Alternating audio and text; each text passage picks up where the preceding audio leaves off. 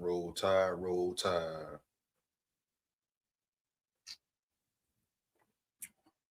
Come on in, Roll Tide, baby. Roll Tide, huh? Yeah. Yeah, man.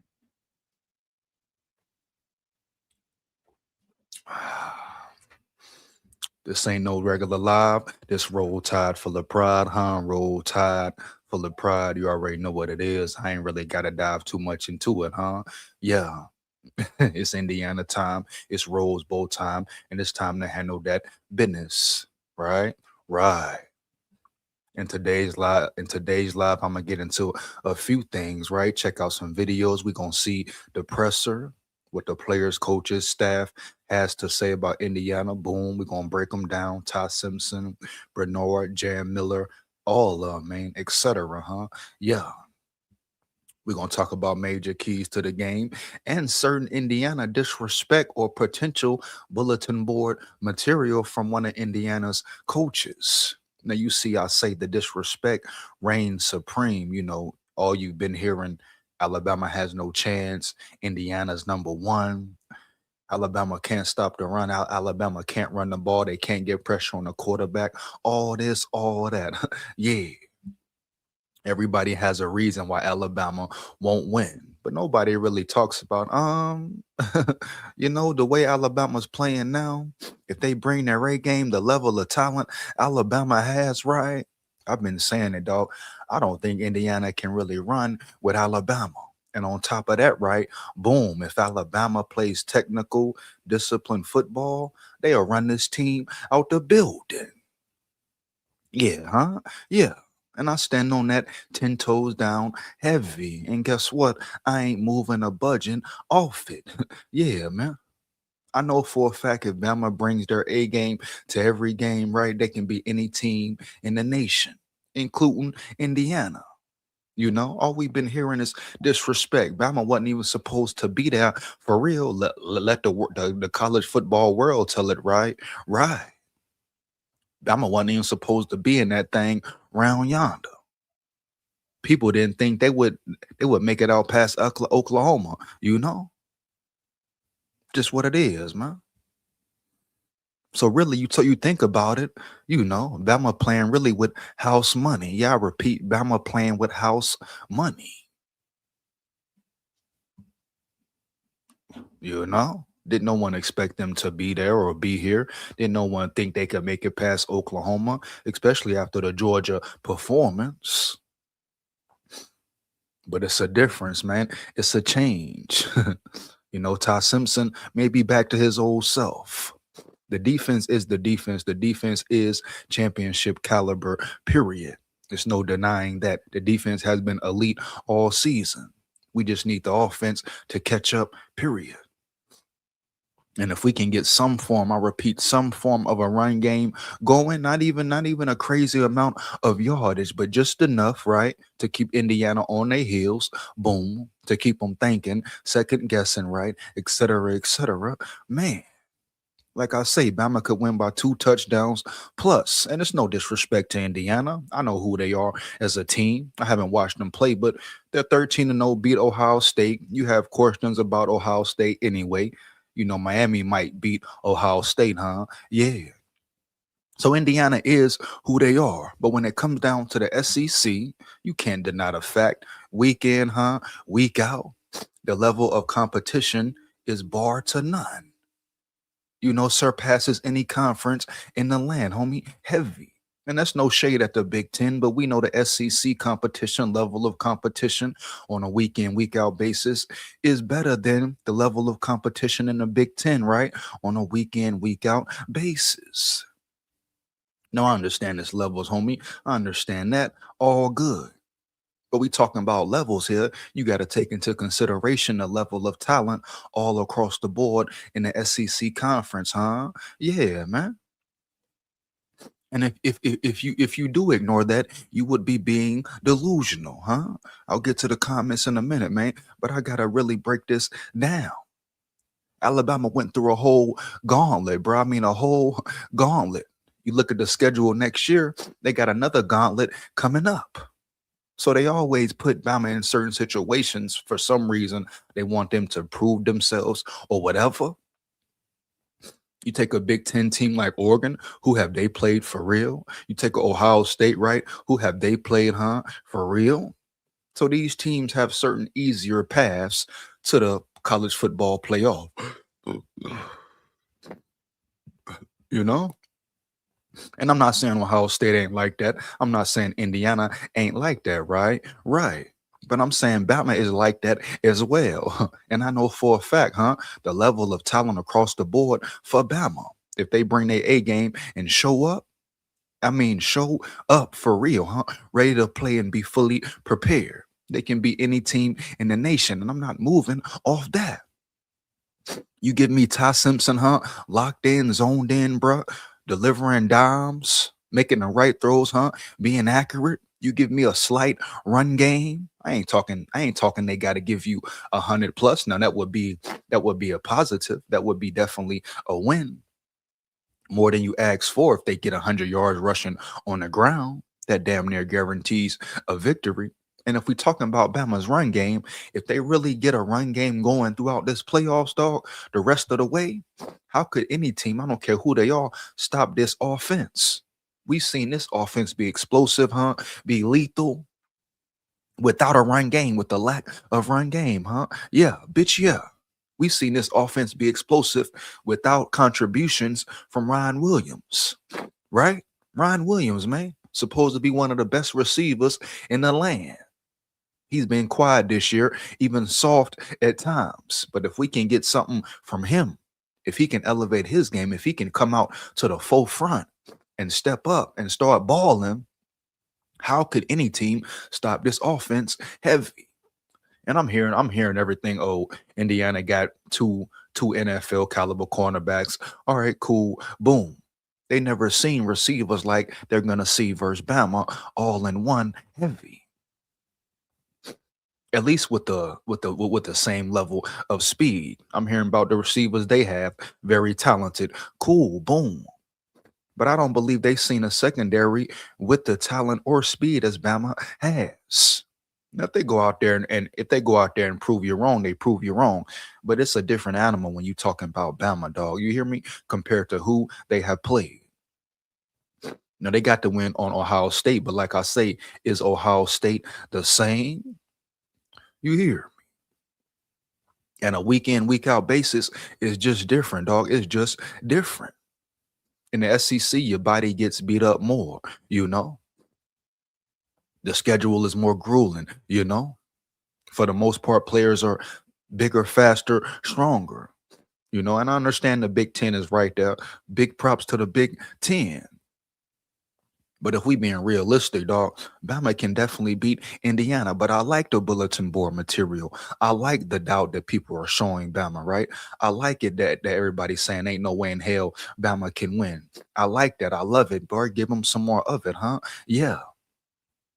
You know, at certain point in times, you like the rat poison, right? Right. And that's all it is, baby. Yeah. And I think this will be fuel to the fire for Bama moving forward. No one is giving them a chance. You got some analysts, some people saying, "Oh, Bama has a chance. If Bama plays Bama ball, this and that." Yeah, you know they're gonna say that, of course, just to try to change the narrative a little bit, huh? But if Bama play disciplined football, be make sure they're technically sound, they can definitely beat this Indiana team. Just what it is, dog. But the key will be Ryan Grubb, the old line, and Ty Simpson. Period, dog. You know, how can Ryan Grubb adapt? Can Ryan Grubb be more consistent of a play caller? Can the O line protect Ty Simpson? We know if Ty Simpson is protected right, oh, he can sit there and pick a team apart. Now, it won't always be perfect. Ty Simpson will have to make some plays. Pressure, no pressure, whatever. He's going to have to step up and make some big throws, right? Right. That's just part of the game, what the game details, especially playoff time, period. Indiana will get pressure. They will be aggressive, and believe you me, they will blitz. That's just people think that's the blueprint to beating Bama and creating chaos for Ty Simpson. Yeah, they think you blitz him, you get pressure on him, huh? Bama's line won't hold up, and Ty Simpson will make some mistakes.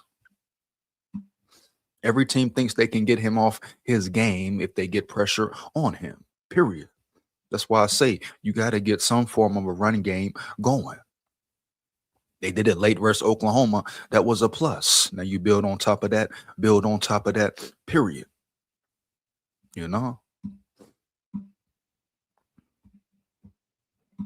The play calling will be very important, man. When we talk about coach versus coach battle, adjustments, all that. That all will play a major role, a major key in how Bama performs. Ryan Grubb has to be locked in, definitely locked in. You know, let's get to some of these comments, man. Roll Tide full of pride, heavy. Let's go, man. The boo in the building, man. The boo 3 in the building. Shout out to boo 33 in the building, homie. Roll Tide full of pride, man. Roll Tide full of pride, baby. Yeah. You in the chat, like it up, man. Let's get it. To be honest, Indiana hasn't played anyone. Hey, come on, Sean. Hey, shout out Sean Wiley in the building, man. Shout out Sean Wiley in the building. You know, Sean, it's not about disrespect. It's about real facts, right, Sean? We ain't sitting here saying Indiana ain't like that or Indiana ain't good. You know, you can for damn sure believe Bama's not underestimating them at all. No one's saying Indiana isn't a legitimate team. All we're saying is, who have they played? You know, Sean, I'm right there with you, dog. Who have they played? Matter of fact, where the train at, man? Because that's a great comment, man. That's what I've been saying all along. That's all we saying. Nobody disrespecting Indiana. Nobody's saying that they can't beat Bama if Bama's not prepared. But who the hell have they played, bro? For real, no cap. You compare schedules, just compare schedules, right? Sean is totally different. It's totally different, baby. Yeah. They talking about, man, on the train. You know what I'm saying? One more again, bitch. Shout out Sean in the building, bro. Let's get him, man. We gotta be real here. People don't want to be real, dog. Nobody disrespecting Indiana. But ain't nobody scared of them either. You hear me? Heavy. I think the speed we got on our front line, the trenches with LT Overton coming back, man. Kane Walmack inserting a great scheme. I think we got too much speed and we gonna get to Mendoza all day. We got to get pressure, bro. We got to get pressure early. Now we got it late versus Oklahoma, but we needed to be sooner, baby. Sooner. We got to apply immense pressure from beginning to end. And I think our trenches, our D line will do that. Period. Heavy. No cap. You know? And I think they're going to elevate their game. Prime time, Rose Bowl. You know what happened before. I think we finna see Bama locked in for real. And them boys finna put on a show, bruh. Straight up, homie. Yeah. And I stand on that 10 toes down. You hear me? Heavy. Shout out Pippi in the building. Shout out Pippi in the building. Yo, what up, big dog? What up, big dog? Oh, we got Pippi coming in talking ignorant. You know, coming in talking ignorant. Shout out Epic Plays in the building. Shout out Epic Plays in the building. What up, big dog? Let's get it, man. Oh, who is this goofy in the building? Yo, bro, who you talking to? I'm talking to you, my guy. I'm talking to you. What the hell is your name, bro? LVSCR? What is that, my boy? You answer my question, my dog. What the hell type of name is that? Hey, somebody in the chat, let me know. He talking about, yo, bro, who you talking to? Obviously, I'm talking to you. I'm Per, boy. So, Per. Yeah. You know? I'm talking to the Roll Tide big dogs. Who the hell you talking to, homie? You hear me? And what type of name is that, homie? You hear me? What the hell do that even mean, my dog? LVSCR MWLL. Is that a secret code, huh? Is that a secret something you got going on, dog? Huh? Weird motherfucker. Huh? Come here and play with bigger skull, my boy. You know? Hey, shout out King FN in the building, dog. Roll Tide, man. Shout out King FN in the building, man. Let's get it, huh? Yeah. Man, I'm actually pissed Ohio State lost their number one spot to Indiana. King FN, I mean, whose side you on? Are you a Bama fan? Or are you a Ohio State fan? King FN, let me know, homie. Let me know heavy. I could care less who got the number one spot for real. That just shows me Ohio State is very vulnerable and beatable. And matter of fact, Miami might get that victory. You know, say what you want to about Miami, but you talk about speed on top of being big and stout in the trenches. Oh yeah, Miami could definitely be a problem for Ohio State. No cap, period, bro. For real. You know, we can't sit here and deny the fact that Miami is not stout in the trenches, heavy, and they got speed all over the field. Every position, every level, they got speed everywhere.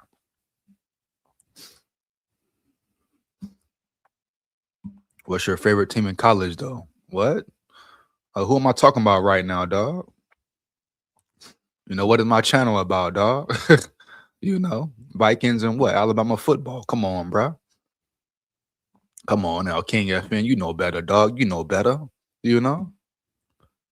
Cause fuck Michigan. Oh, Michigan is in turmoil. You talk about a program maybe going downhill. Now I know they finally hired a coach, but at the end of the day, Michigan may be in trouble, baby. May be in trouble heavy. Pay attention to the transfer portal, especially players coming out of Michigan. I know Bama got a receiver or something who entered the portal. Let him go out. Get into that later, right? Right. If you don't want to be in Bama, if they don't want to be here, cool. Let them go. They don't want to put the work in, the effort in. Cool. Boom. Let them go, bro. Heavy. We don't need no players, no coaches around yonder who don't want to be part of the program. You know, the players who stay, who need to stay, huh? Who should stay, will remain. Whoever else want to leave, let them go. You know, have you seen the Bama recruiting class, dog? Have you observed the Bama recruiting class, huh? And the job Kalen DeBoer, huh? And his scouting team have done. So I ain't even really worried about certain players hitting the portal. I think the real ones and the ones who are legitimate will stay. Period, huh? But yeah, Michigan is in a tough spot, a tough situation. And we're going to see how it go with the University of Michigan. You hear me? Heavy, bro. You know what I mean? Look, Indiana and Ohio State hasn't played in their conference at all. Indiana hasn't played anyone. I mean, yeah, Sean, we know that, bro. You know, we know that definitely. But you know they're gonna hype Indiana up, man. They're gonna make them look like this. They're gonna make the game huge and colossal. You know, for the ratings, for the views, etc. And they're gonna make Bama put Bama in a certain picture, try to paint a certain picture on Bama heavy. But everybody and their mama know Bama is a problem. Bama is a problem, especially when they locked in. Right. So they can say whatever they want. I ain't even too much worried about it. But we know from the outside looking in, Indiana really ain't played nobody. You know, I mean, who they play? You count Penn State. Penn State played them tough. You know, Oregon, okay, you can give them the Oregon win, but who has Oregon play? You know, you got to question Oregon. You hear me? Heavy, dog. No cap.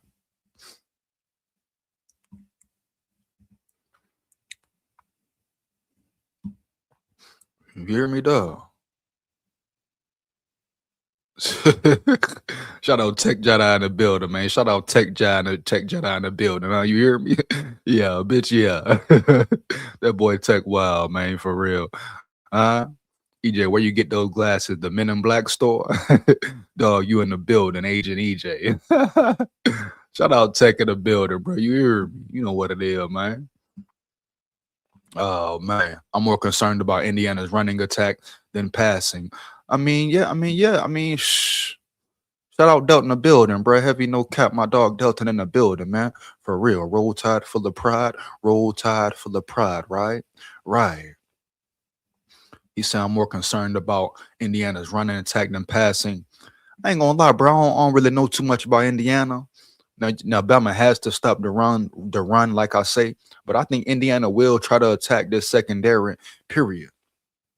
Now, of course, they're gonna try to run the ball, but they got a Heisman winner at quarterback, a first round pick at quarterback. So believe you me, they're gonna try to attack this secondary. And if they do that, it may cost them, it may backfire, especially if we getting pressure. But I feel you, Delt. I feel you, bro. First off, where the games are won at any level, right, is the trenches. So our D line has to be able to stop the damn run.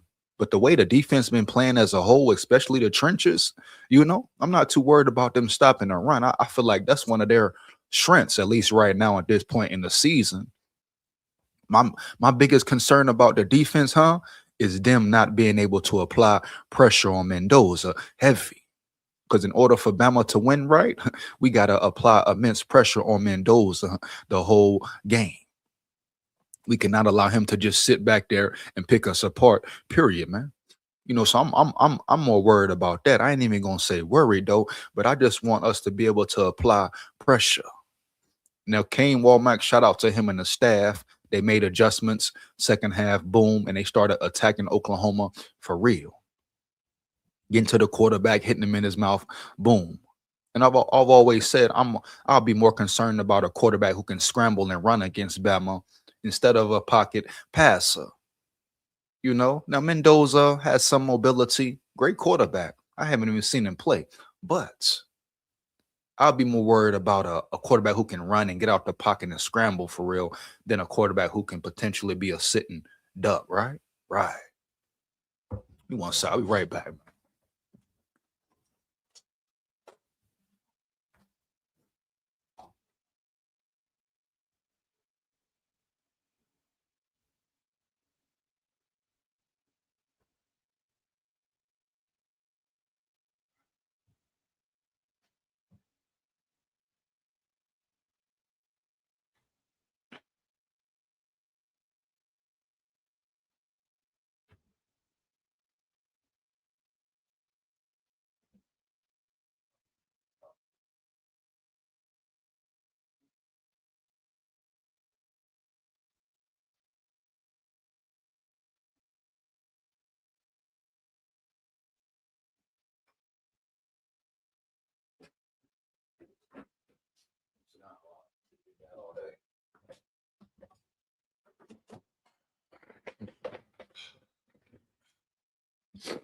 You know, that's what I'm more worried about, man, or would be concerned about. Is our D line not getting pressure or enough pressure? you know, the run game, stopping the run game. I ain't too worried about that, man. Heavy. The way the defense has been playing, the trench play we've gotten, especially the last 3-4 weeks. Nah, man. I think we'll be settled in. Definitely be settled in against their run attack. But hey, gotta prove it, man. Gotta prove it. Indiana got a solid line. At least that's what the analysts and so-called experts say. Right, right. But hey, they gonna find out. We gonna find out, and they gonna see how it's real different, man. Real different when we talking about Bama, bro. You hear me? Heavy. So let them sleep. Let them disrespect all that. I'm cool with all that, huh? Yeah. Cause Bama gonna wake them up for real, quickly and swiftly, man. For real. Yeah, bitch, yeah. Let's get it, man. Yeah. Shout out Denise in the building. Shout out Denise in the building. Oh yeah, huh? Roll Tide, roll Tide. The only team they have lost to was dual threats. Come on now, Denise. Come on, Denise. I assume you talking about Bama, right? Talking about the quarterbacks they have lost to. I mean, let's break it down. But hold on though. That's a real fact though. Hold on though. One more game. Shout out Denise in the building, man. Bringing a real deal, no Holyfield, but shout out to Holyfield, right? He is a boxing legend. Yeah. We talk about dual threats. Who did Bama lose to? Who was the dual threat? Who was the dog? First game of the season. Boom. Florida State. Homeboy was a dog. He didn't beat Bama throwing the ball. Florida State didn't beat Bama throwing the ball, huh? Yeah. Hell no. What they do? Run. The quarterback ran. Period. Who else did Bama lose to? What's the other loss? Who gave Bama problems? Georgia game. Now I wouldn't call him a an extreme dual threat, but he ran the ball enough to affect Bama. And I'm talking the SEC championship, right? Right. Oklahoma, Mateer, he's a dual threat. He gave Bama issues the first game at home on top of 3 turnovers. But you dig me, you get my drift, bro. Period. You look at the quarterback from Missouri. He gave Bama issues as far as running the ball. Now, Bama made the necessary adjustments, huh? They shut it down. Because one thing with these dual quarterback and dual threat teams, where the problem comes in for them, you make them one dimensional. Bama made Oklahoma one dimensional, period. And on top of that, if you can apply pressure, they'll throw you a pick or two. We saw with Oklahoma, boom, period. The Auburn game, he was a dual threat. He gave Bama issues heavy. He'll be back next year. You hear me? If he don't hit the damn portal, dog, heavy. But every quarterback who has been gave Bama real issues has been who? What type of quarterbacks, huh? At least this year, man. Quarterbacks who can run, huh? Get out the pocket, create something, make big plays happen downfield, huh? That's the bottom line. No cap. You can't compare it either way. So I'm not worried about a Mendoza per se. Now, what you should be worried about as far as Mendoza, huh? If Bama don't apply pressure and they let this NFL quarterback, huh, sit back there and pick them apart, period. Because if you do that, it's going to be a long day, a long night, a long game in general. We have to apply pressure on Mendoza. I mean, dude's a first pick of the draft talent, right? Heisman Trophy winner for a reason. You know, but he will be tested. Oh, yeah, he will be tested versus Bama. And if we hit him in the mouth, break him, take his will, take his soul early, oh, man, ain't no doubt in my mind. He'll give us 2 picks. Yeah. You know, the way our secondary playing, right? The way some of them boys getting into a groove, man, on fire, So, yeah, man, it's only a matter of time before he gives us more picks. And the defense is still continuing to grow and get better. It's what it is, dog. So, Mendoza not really a dual threat. Now, he can run the ball. He can definitely run if he needs to. And he's a big body, but he's a pocket passer, man. You know, he's a pocket passer, dog, for real. EJ, did you see the newspaper? JJ McCarthy sneezed and broke his nose muscle. He will be out for 2. Stop capping that. Hey, that boy Tech cap, man. Huh? Doing all that cap Tech, huh? Yeah. Stop capping, my boy. Yeah. James Shouts in the building. Shout out James Shouts in the building, man. Yeah. What up, EJ? Indy defense is underrated, but I don't think they've seen an offense like Bama. They haven't seen an offense like Bama, man. Come on now. You know, that's my point exactly, James Shouts, right? I mean, look at the teams they have played, and especially if Bama's offense is locked in, we've seen how elite Bama's offense is when they're in a groove, when they're in rhythm, got momentum, when Ryan Grubb is in his bag, when Ty Simpson is in his bag. And if we get more contributions from the run game and Ryan Williams, that will be a major key as well. Can Ryan Williams step up and be a weapon and stretch the field? You know, we see what Brooks can do. Young freshman stepping up. We know who Bernard is, right? We know who Horton is. You know, so the only missing link is Ryan Williams. The only guy who has not performed like he should have performed this year is Ryan Williams, baby. Yeah. Damn near Lord Brooks has taken his spot. Yeah. You know, now everybody talking about Ryan Williams was the number 1 receiver coming in. No, he might literally be the foe. So we need more contributions from him. You hear me? He talk about Hollywood, Ryan this, Hollywood that. All right, bet. Bring out the Hollywood. What a perfect time to do it, Mr. Williams, in California, Hollywood, etc. So you Ryan Hollywood Williams will come play like Ryan Hollywood Williams, huh? Yeah, bitch, yeah. Wake up, smell the coffee, and get your ass in order, get your ass in line. But you're absolutely right, James Shouts. They have not seen an offense like Bama, you know, with the speed, explosiveness, etc., along with the play calling. Like I said, man, Ryan Grubb can have his way. I'm talking about boom, boom, everybody going with your way. Going here, going there, huh? Yeah.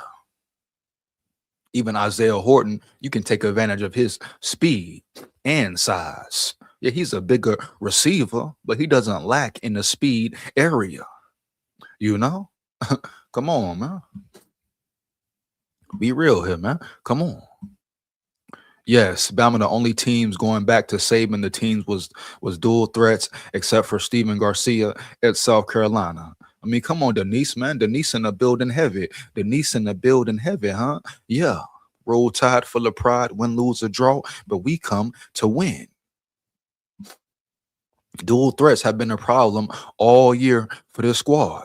I mean, you look at even the games they won. You look at the Pavias. Pavia gave them issues early. You know, yeah. But the good sign about this defense is they were able to make adjustments in all these games. Besides what the Georgia game, the Florida State game early, and they fought their way back in that one, bro. Period. Shout out Eugene in the building, man. Shout out Eugene Graham in the building. Great analysis, bro. Great analysis. Hey, much appreciated, big dog, huh? Much appreciated to you, big dog. Yeah, man. Roll Tide, man. Yeah. Yeah. Uh, one more game, bro. One more game, huh? Oh, yeah. Shout out Eugene in the building, man. You hear me? I'm like you. I need pressure, and INTs. He's a smart ass player, but he's never seen this many 5 stars on defense. Facts, man. You know, it's different, Denise. It's so different. You attacking him from every angle. And I feel like our trenches has way more speed than Indiana. You know, I feel like we can really run around Indiana, especially when you throw in other blitzers in there. Come on, man. When you throw a LT Overton in there, a Keeley in there who's flying to the damn ball, you throw our linebackers in there, right? On blitzes. Yeah, you throw Pierre in there on blitz packages, huh? Etc. Yeah, Kane Walmack really dives into his bag and starts to disguise coverages heavy, like we seen versus Oklahoma. Really trick this quarterback, huh? And play with this quarterback's mind. Oh yeah, man. He's never seen the speed we have up front. Now, yeah, Bama may be a little undersized, right? But at the end of the day, they make up for it very well. And they got big dog juggernauts, big bodies in there as well. You got Tim Keenan up front, you know, anchoring the center, anchoring the middle, heavy. So we got big body players and legitimate edge rushers, bro, damn near all across the board. I know LT Overton is a senior. He'll be entering the draft. You got Smith, NFL talent, bro. Per. And Alabama is a very young team. You got the freshman Simmons, number 90, who's been playing very well, contributing at a high level.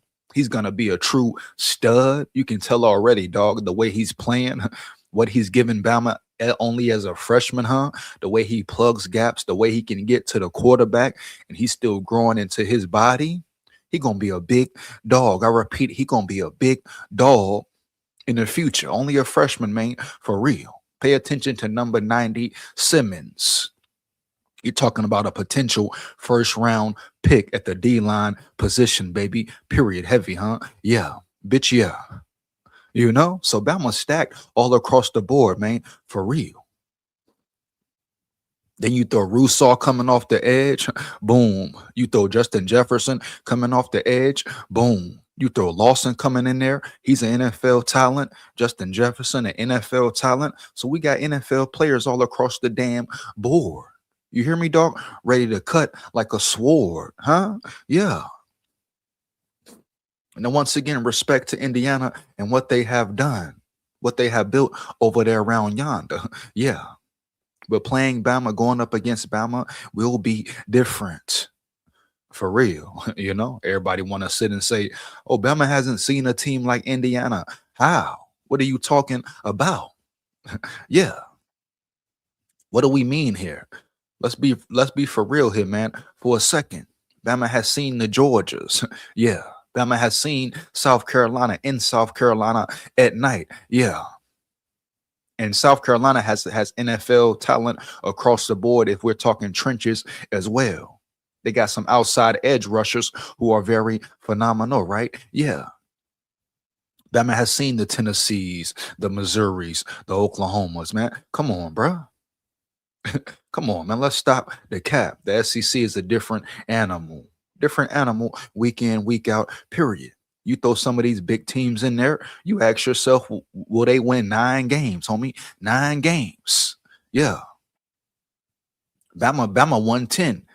And a couple of the games they beat themselves. You hear me?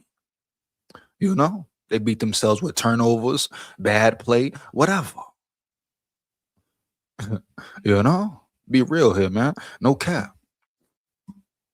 Shout out Oscar in the building, man. Shout out Oscar in the building. Don't know what the hell he mean. Ohio. Is that for Ohio State, huh? Are you an Ohio State fan, Oscar? Let it be known, homie. Let it be known. We go. Yeah, man. We're gonna get into some of these interviews, some of these pressures, and really break it down. I got Ryan Williams for 2 touchdowns this game. Oh man, hold on, Denise. Oh man, don't do that now, Denise. Denise coming in hot. You hear me? Yeah, hold on, one more game, man. Man, come on now. I don't know, Denise. Hey, I hope so. If Ryan Williams come out and ball like that, oh, that's a plus for Bama. Heavy. I don't know though, man. I hope so. I hope that boy wake up and he come out of his shell or whatever's holding him back this year. And I hope he starts to ball out. But Denise, let me know though. Let me know why you think Ryan Williams gonna have 2 touchdowns. You hear me? Do you think he can really elevate his game? Do you think the bright lights, under the Hollywood lights, that his true talent will come out? Yeah, because we need it. Trust me, we need it from him. And the time is now. What a perfect time to come alive for Williams. What a perfect time to come alive for Ryan Williams, bro. Period. You know? Yeah, man. No cap. Believe that. EJ Vikings cannot let Flores leave. Pay the man. If let him walk, they don't want to win. That's just my opinion on that. Oh man, come on, Shouts. Shouts throwing that Vikings talk in there. Huh? Yeah, man. I did a video about Brian Flores. Go check it out, bro.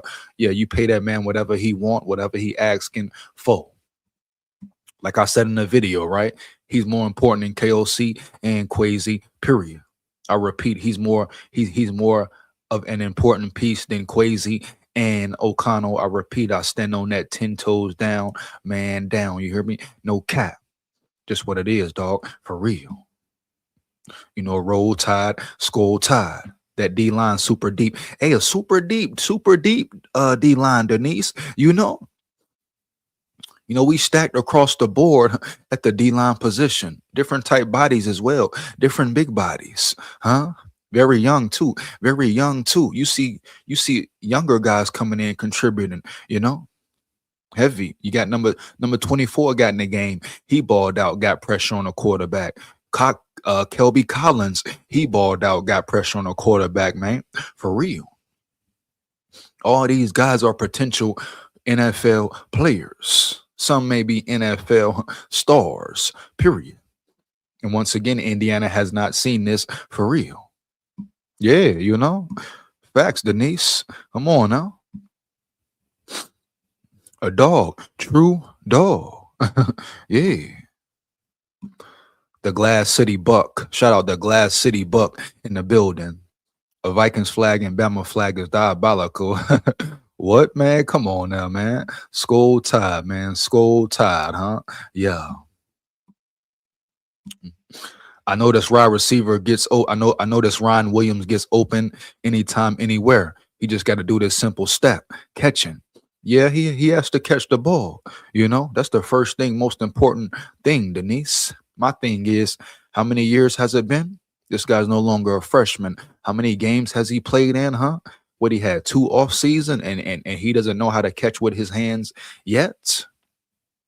That's a problem right there, in my opinion. I mean, this guy spent the offseason working with the Devontae Williams, etc.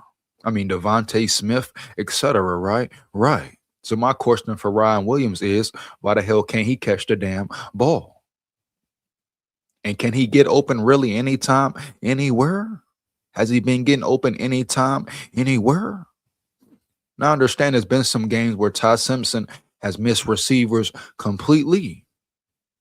Can't ignore that fact. But we need more from Ryan Williams. We need more from Deuce.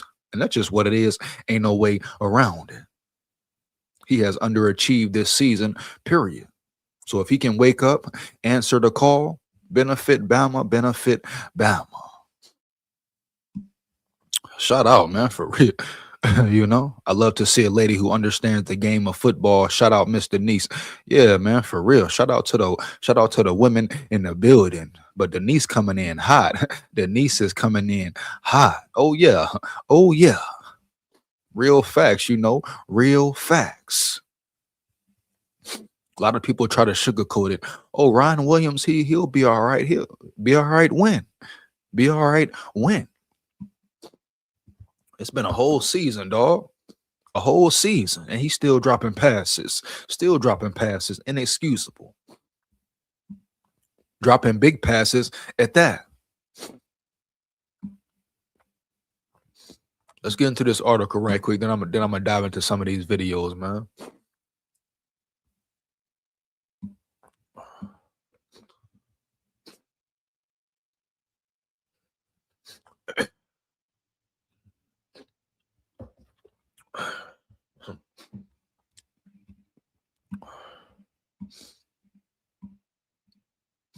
This article real quick, man. See what's up.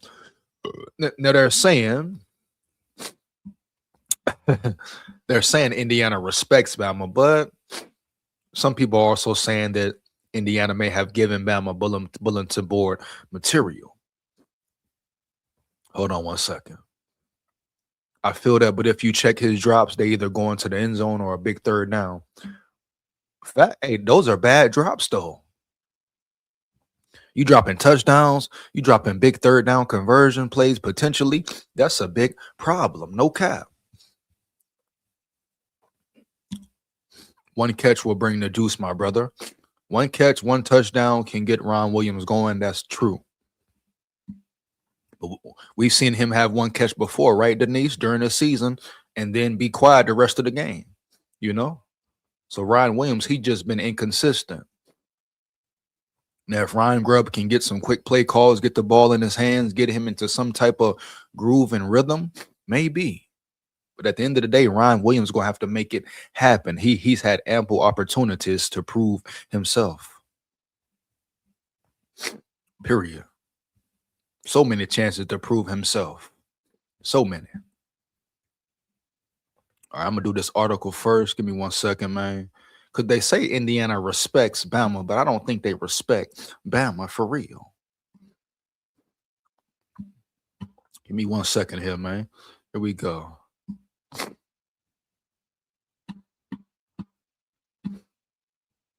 Here we go. All right, boom. Let's check it out right quick, man. Hold up. All right, here. We're gonna see what Ryan Grubb got to say later as well. You hear me? Yeah. Bama still Bama. Indiana players talk Alabama defense ahead of Rose Bowl. I ain't gonna click on this one right now. I'm gonna get to that separately. I'm gonna finish this article out first. Here we go. Down 17-0 to Oklahoma in the first round of the 2025 college football playoff. An entire nation saw an Alabama football team on the ropes in Norman. Okay, that Friday night, The same viewing audience that night also saw an Alabama defense rise up, stunning the Sooners by climbing out of an early hole to tie the game at halftime. As Alabama continued to drain the life out of the Sooners offense in their way to a 34-24 victory, a special group was paying attention. That group, the Indiana Hoosiers, UA's next opponent in the Rose Bowl on New Year's Day, January 1st, 3 p.m. Central Time. Let's get it. Before the two schools descend upon Pasadena, California, members of Indiana's offense met with the media Saturday and discussed what they've seen from Alabama's day's game. See, they talk about respect. Of course, that's the right thing to say. But do you really feel that Indiana respects Bama, dog? Let me know in the chat, huh? Do you think Indiana really respects Bama? Let me know in the damn chat, bro. For real. You know?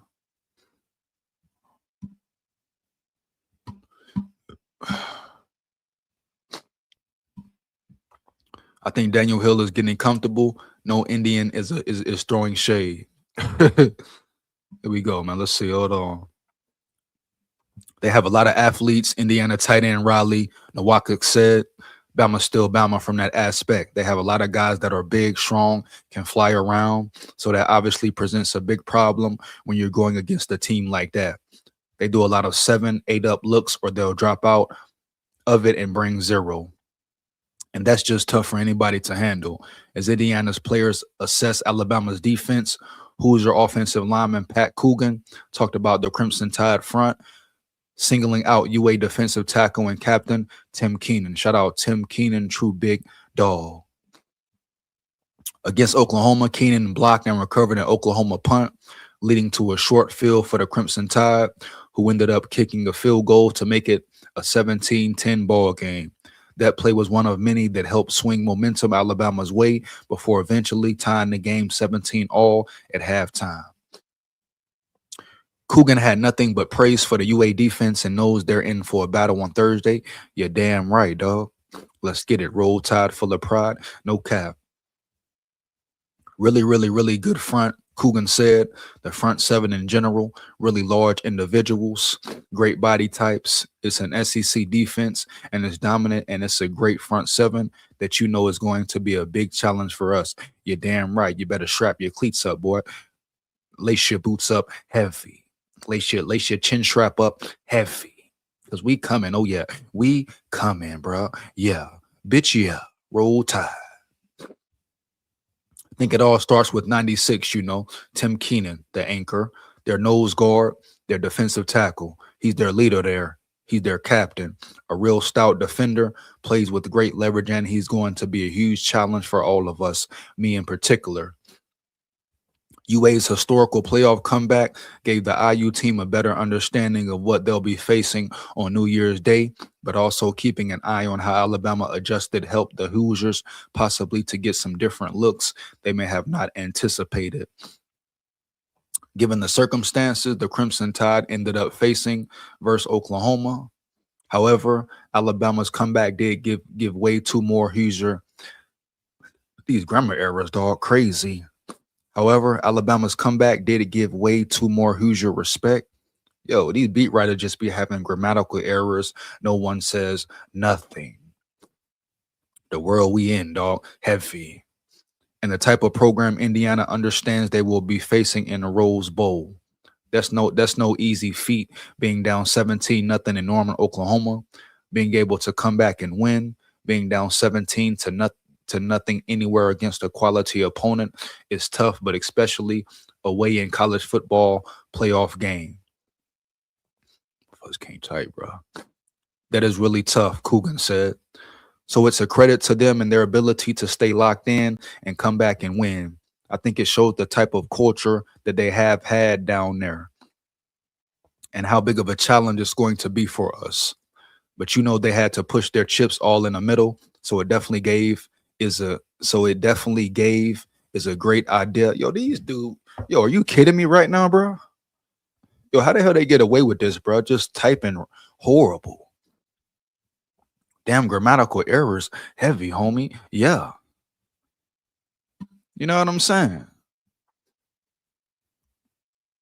These dudes just improper, all messing everything up, man. Shout out Daniel Hill, man. You know, shout out Daniel Hill, heavy. But these grammatical errors is crazy, homie. Crazy. These missing commas, they misspelling words, leaving words out. Come on, man. Make no damn sense, period, bro. But at the end of the day, it's more of a culture thing they showed out there and their resiliency. So we know how big of a challenge it is going to be for us. That's pretty much for that article, man.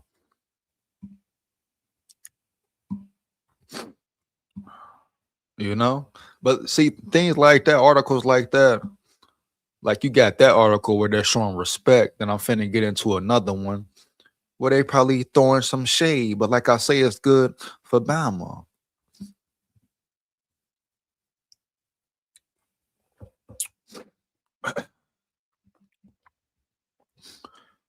God humbles us all. Some people get humbled in front of millions. He has the ability to. He just needs a breakthrough and for us to believe in him. I'm loving this live though, my brother. Roll damn tide. Shout out Denise, much appreciated. Heavy, you know. Shout out John C in the building. Shout out John C in the building. Loving the headdress and tats. Ice coming to Bama, boy. Oh man, let's get it, man. Roll tide, man. Roll tide. Shout out John C in the building once again, man. You know.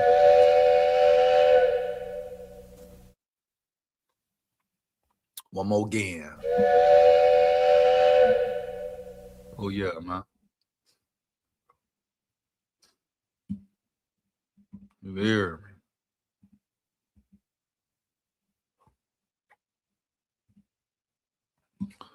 Lace your $1,000 cleats, Indy. Hey, lace them up, get them right. Better zone in, lock in. Bama coming, man. We coming, bro. You hear me? Heavy. 1 second, man.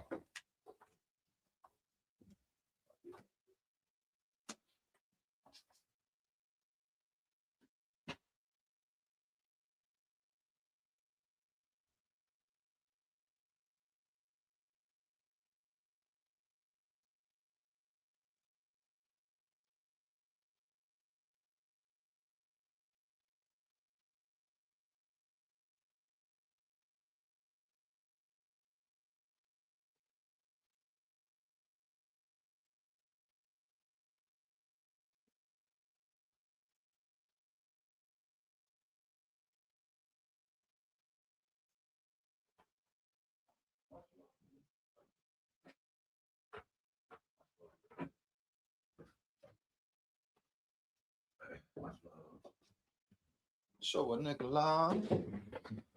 Yeah. Let them know. Let them know, Denise. Let them know. We coming. We here. Believe that. You hear me? Yeah. Shout out Byron in the building. Shout out Byron Turner in the building. I believe Alabama and the rest of the SEC will underestimate a team like Indiana. It might not be easy for the Tide. No one's saying it'll be easy, Byron, you know? But at the same time, it could potentially be easy. Yeah, Byron, you know? I don't think the SEC or definitely not Bama is underestimating nobody. You hear me? Alabama would be fools to underestimate a team like Indiana. You hear me? But at the same time, don't nobody fear Indiana, you know?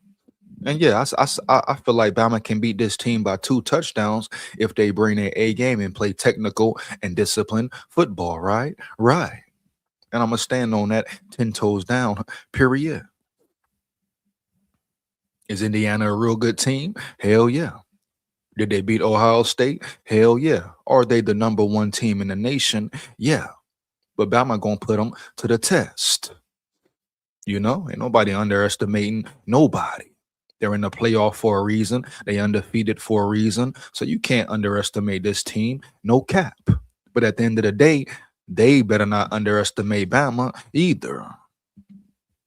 It's a whole lot of people underestimating Bama. Yeah, you know, forgetting who Bama really is. Right, right.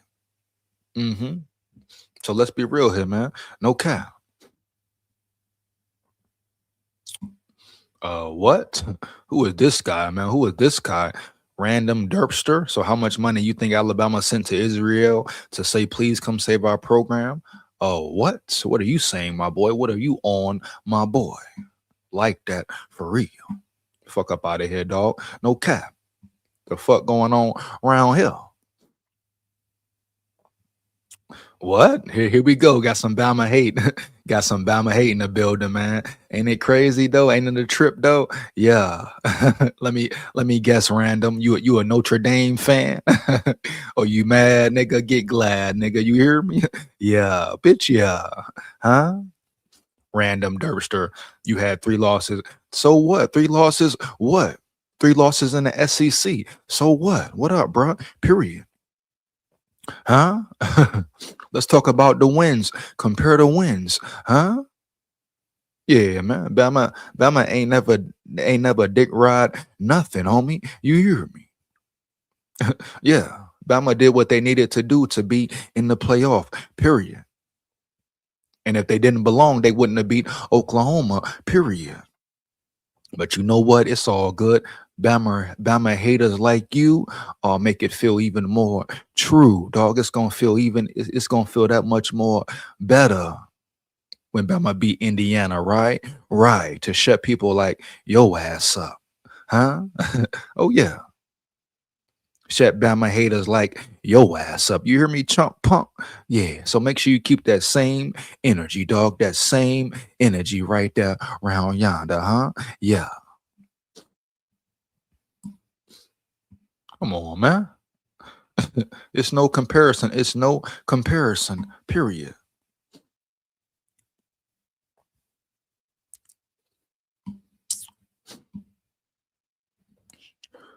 Indiana will be missing their top defensive end, but Bama O line will still have to protect. Facts. That's going to be play a major part in the game.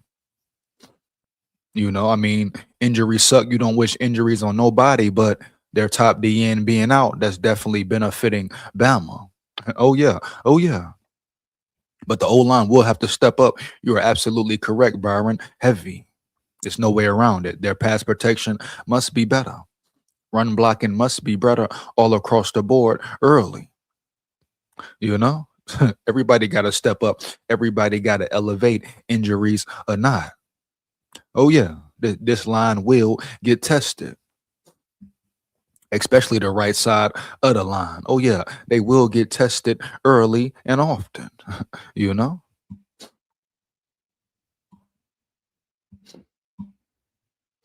let's get into this article about did Indiana give Bama some bulletin board material? And after that, we're gonna get into these pressers and interviews, man. See what these players and coaches got to say about the game coming up. Heavy. Hold on, man. Hold on. Let me get to it. You know, ain't that the way it go though? They talk about respect, but really is it respect for Bama? Me 1 second, man. Get it going here. Close some of this shit out. You hear me? Heavy. Let's see, man. 1 second here, man. Did the Indiana defensive coordinator, give Alabama bulletin board material? It's always that one, somebody who messes up, slips up, and gives Bama some bulletin board, material to add more fuel to the fire. So let's see what he had to say, or is it all just one big rumor? Indiana's football defensive coordinator, Brian Haynes, is engaging with the banter going on between Alabama and Indiana fans ahead of the Rose Bowl. So you got to be careful. You got to be careful, you know? See, it's easy as a coach or as a player to get caught up into what the fans are saying, right? The back and forth, etc., between fans and between both teams. But when you as a coach or you as a player find your way indulging in it, that could be a problem for your team. And like we say, guess what? I hope it is bulletin board material because guess what? That's even better for Bama. That's going to give them even more of an edge and chip on their shoulder. So all this talk, disrespect, whatever benefits Bama, man, for real. This time around, it benefits Bama.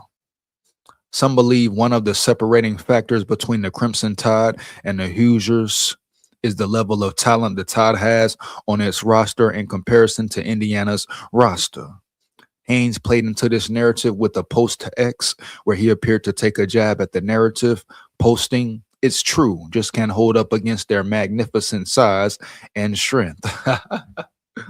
Oh, man, come on, bro. So we got him. You can take it as shade. I mean, I think he's definitely being sarcastic, and I think he's definitely throwing shade. It might be slight shade, but it is shade. You hear me? Basically, posting that as a joke, saying, "Oh, yeah, they're just too big. They're just too strong. It's no way we can deal with them."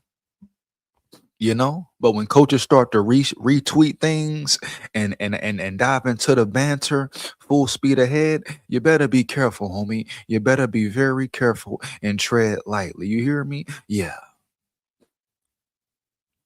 But I like it. I love it. I'm here for. Give Alabama more reason to lock in and stay locked in. So who is this here? Hold on, man. Hi, sorry I cooked you last time, Nick. Appreciate you doing your work. However, this time is true. Just can't hold up against their magnificent size and strength, or maybe, just maybe, we eat. Rose Bowl Haynes posted to X. So I guess this is the retweet he made. you know? Oh man, bro. It's crazy how it gets at these times of the season, right? You know? Heavy, man. Bulletin board material or not, we need all of it. We will take all of it. Disrespect, all of it, whatever. You in the chat, like it up, bro. You hear me, huh? Yeah. Make sure you like, comment, and subscribe to the channel. Roll Tide full of pride, man. You know what it is. Yeah. uh-huh. Come on, man. But Indiana might want to be careful with giving Bama some more motivation and more drive. Yeah. Might want to be very careful, huh? Yeah. Now I'm gonna get into some of these pressures, man. Break down these interviews, see what these boys really talking about, and really pay attention because as I break down these interviews, I'm gonna really talk about what these certain players need to do. You know, certain players like Ty Simpson, right? Boom. Certain coaches like Ryan Grubb, right? Boom. So we're gonna really break it down and see what's going on. Period.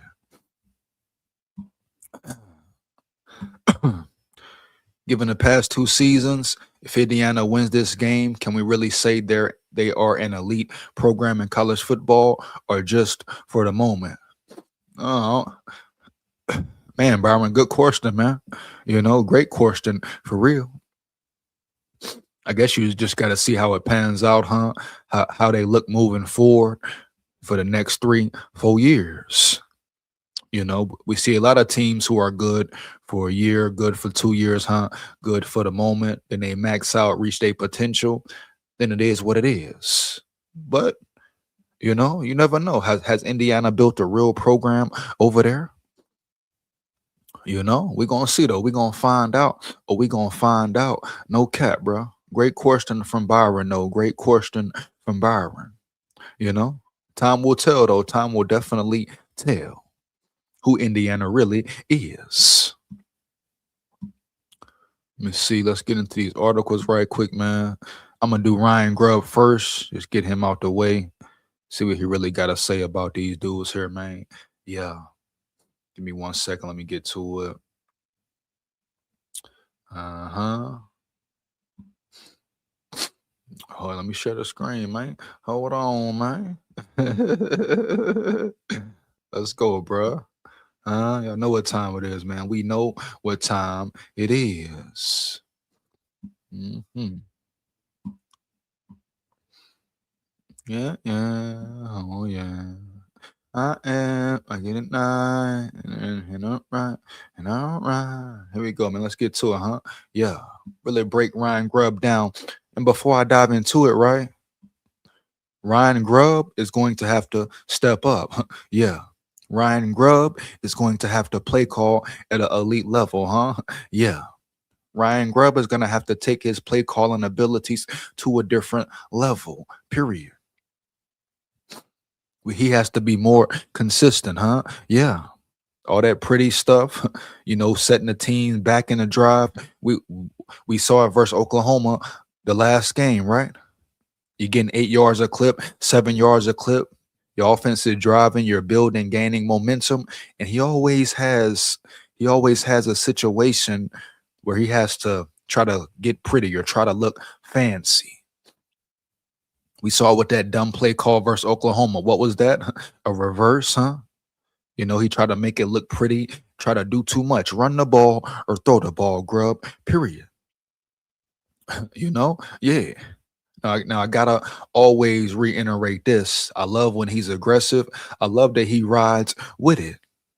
And when he's on fire, he's on fire. Period. You cannot deny that. When Ryan Grubb is in his bag, he is really in his damn bag. When the offense is clicking, hitting on all cylinders, they are really clicking and hitting on all cylinders. And it's a beautiful thing to see. But we also know Ryan Grubb can be very inconsistent, period. I want to see him lean on the run game more. Like I say, they don't need 100 yards a game, but you need to make the defense respect your running ability, make the defense respect you hitting them with the play action, et cetera, et cetera, et cetera, huh? Yeah. So we're going to see how great Ryan Grubb is or isn't. Period, man. Period. They say that's why he left Seattle or why Seattle fired him because he couldn't be consistent or he had major mental lapses in the game or had bad performances in big time moments. Period. So we're going to see who Ryan Grubb really is and can he continuously, consistently put his team in the right position, the best position to win. No cap. It starts with him. What do I always say? The most important part of a team is what? Coaching, bro. I repeat, coaching. You can have all the talent in the world. If your coaching is up to par, it doesn't matter. Huh? We see it at every level, bro. Boom. High school, college, NFL, whatever.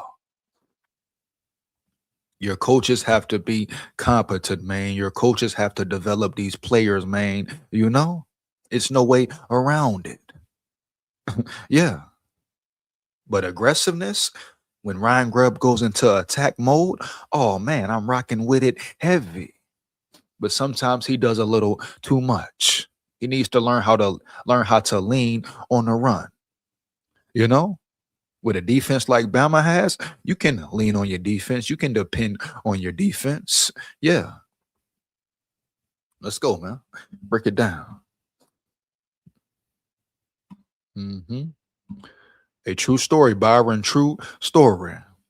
Then Bulldogs finally became an elite program. So it's possible. It's definitely possible, man. It's definitely possible. Shout out Byron Turner in the building. It is definitely possible, dog. No cap. Especially with the NIL now, with the transfer portal now, pay for play, damn near pay for play. And you gotta shout out respect the players who follow their heart, follow their spirit, huh, etc. Who not enticed by the money, who not enticed by temptation, right? Right. That's why you see Bama having great recruiting classes because players are really going with their heart, with their soul, with their spirit, huh? Yeah. So yeah, the NIL allows teams to pay for play and all that, but at the end of the day, I feel like it will balance itself out. You know? It's going to be wet and rainy at the Rose Bowl. Bama better have that mediocre run game. Yeah, you gotta have Especially in those elements, you got to have some form of a running game, right, Byron? Your run game has to be going. Not only that, they got to make sure they're wearing the right damn cleats. You know, have the right damn cleats on your feet. Period. Let's get into it, man. Here we go. Yeah, just was going to say it's an honor to be in the Rose Bowl. Played a few games there, but never in the actual Rose Bowl. So just really fired up to go against the number one team in the country. See Mendoza in person, Heisman Trophy candidate, or winner, I should say, and heck of a quarterback and just a great staff. They do a great job. So looking forward to the opportunity. All right, thanks, Coach. Let's start on the far right here today. Yeah, what's the biggest thing you want the offense to carry over from the second half of the Oklahoma game? Their resiliency. Real talk, real talk. One thing we seen from the Bama program, right? That offense, Ty Simpson, all them boys, huh? Yeah. They didn't hold their heads down. They kept fighting, and they were very resilient. Something you can't coach, right? Something you really can't teach. Either players got it or they don't. But the resiliency we seen from this team, right? From this offense was damn near spectacular, baby. Yeah. Another reason why I think they can beat any team in the nation. Period, man. Yeah. Bitch, yeah. Huh? What they showed, is what we felt they've been capable of all year is when the chips are down, you got to be at your best, play to our standard, not the circumstances, and I thought, that was what they did. And, we've preached that for quite a while, or I have anyways, that, we got to play to our standard, in practice and in games. And when it's not perfect, that we don't, fall down to the circumstances and fall out of love with the game. But you have to point something out as well, correct? Correct. They have to stop with these slow starts, huh? They got to start fast from jump. That's been one of the biggest problems with this offense, with this team in general, starting slow, being inconsistent, etc. So everything he said is true and correct. You have to show resiliency. You have to show fight and a certain standard, which Bama showed that versus Oklahoma. But at the same time, if you're mentally prepared, Ryan Grubb, you and your players, if they're mentally locked in, you will start fast. You will be consistent week in, week out. Point blank, period. Bottom line, heavy. So I understand sometimes things go left. Oh, it's tough moments. The pressure is on, huh? You make mistakes, turnovers, all this, all that. How do you bounce back? We've seen how Bama bounced back.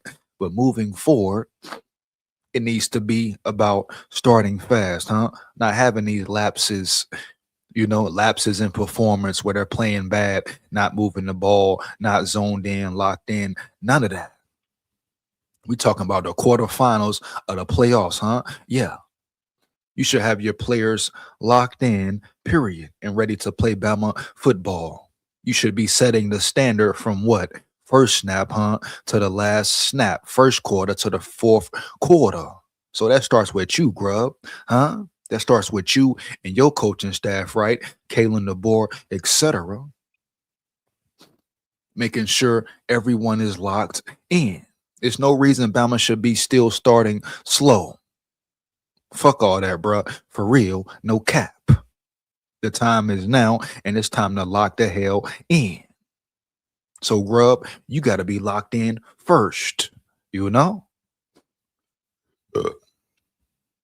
So we can talk about resiliency, talk about the standard, talk about fight, all that, which this team has. But this team should not be starting slow every damn week, especially in a college football playoff. That shit should be behind you, huh? You hear me? Period, dog. No cap. That should be way behind you, round yonder. Yeah. Bitch, yeah. That's all I'm saying, man. Period.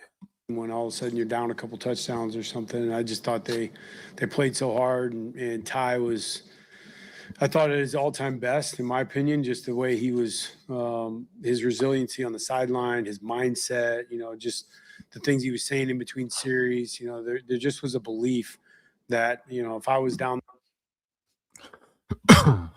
Shout out LeVar in the building. Shout out LeVar Stars in the building, huh? Yeah. I don't know what my dog laughing at, but shout out LeVar in the building. Heavy. They're playing with Ty out of believe like we're going to get this done. So I think that unwavering belief and just the guys with a really, really tough start, obviously the football game that they, knew they could move the football on these guys, had done it before and just stuck to the plan. Go to front left, Chase.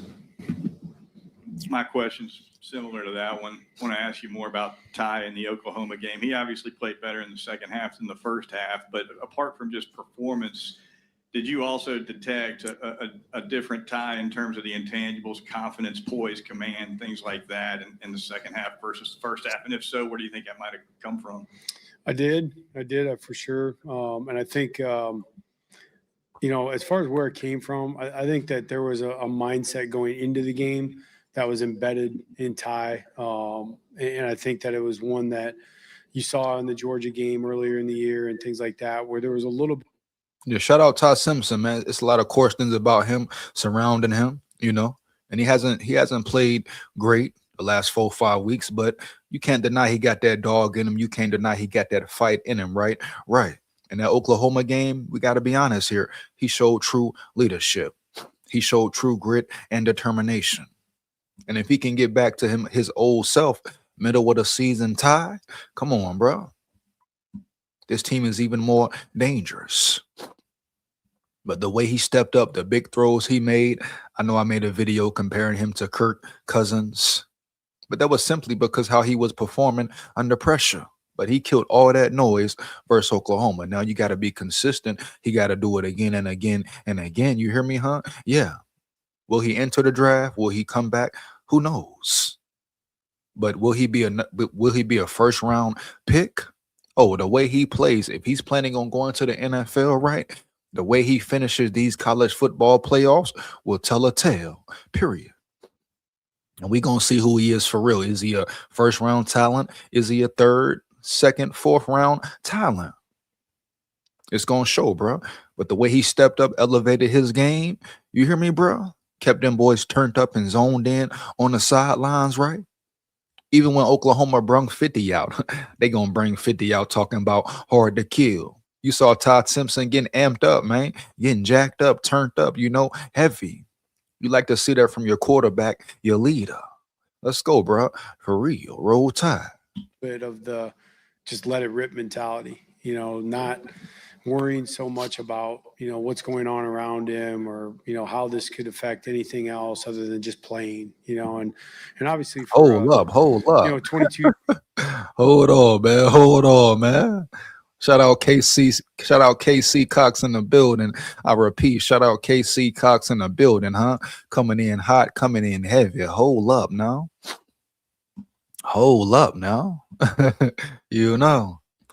Ryan Williams, 5 touchdowns. Simpson's got to trust you.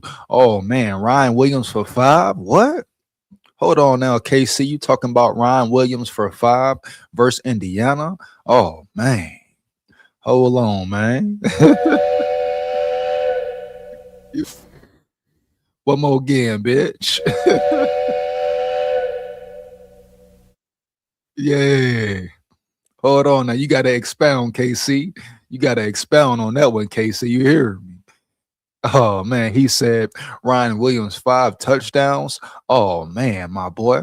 You hear me? That would be incredible.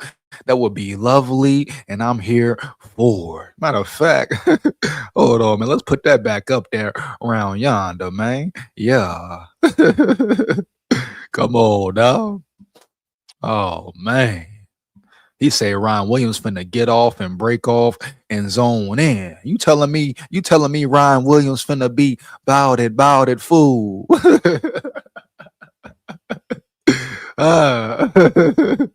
Come on, man. Let's get it, man. Roll Tide, baby. Yeah, bitch, yeah.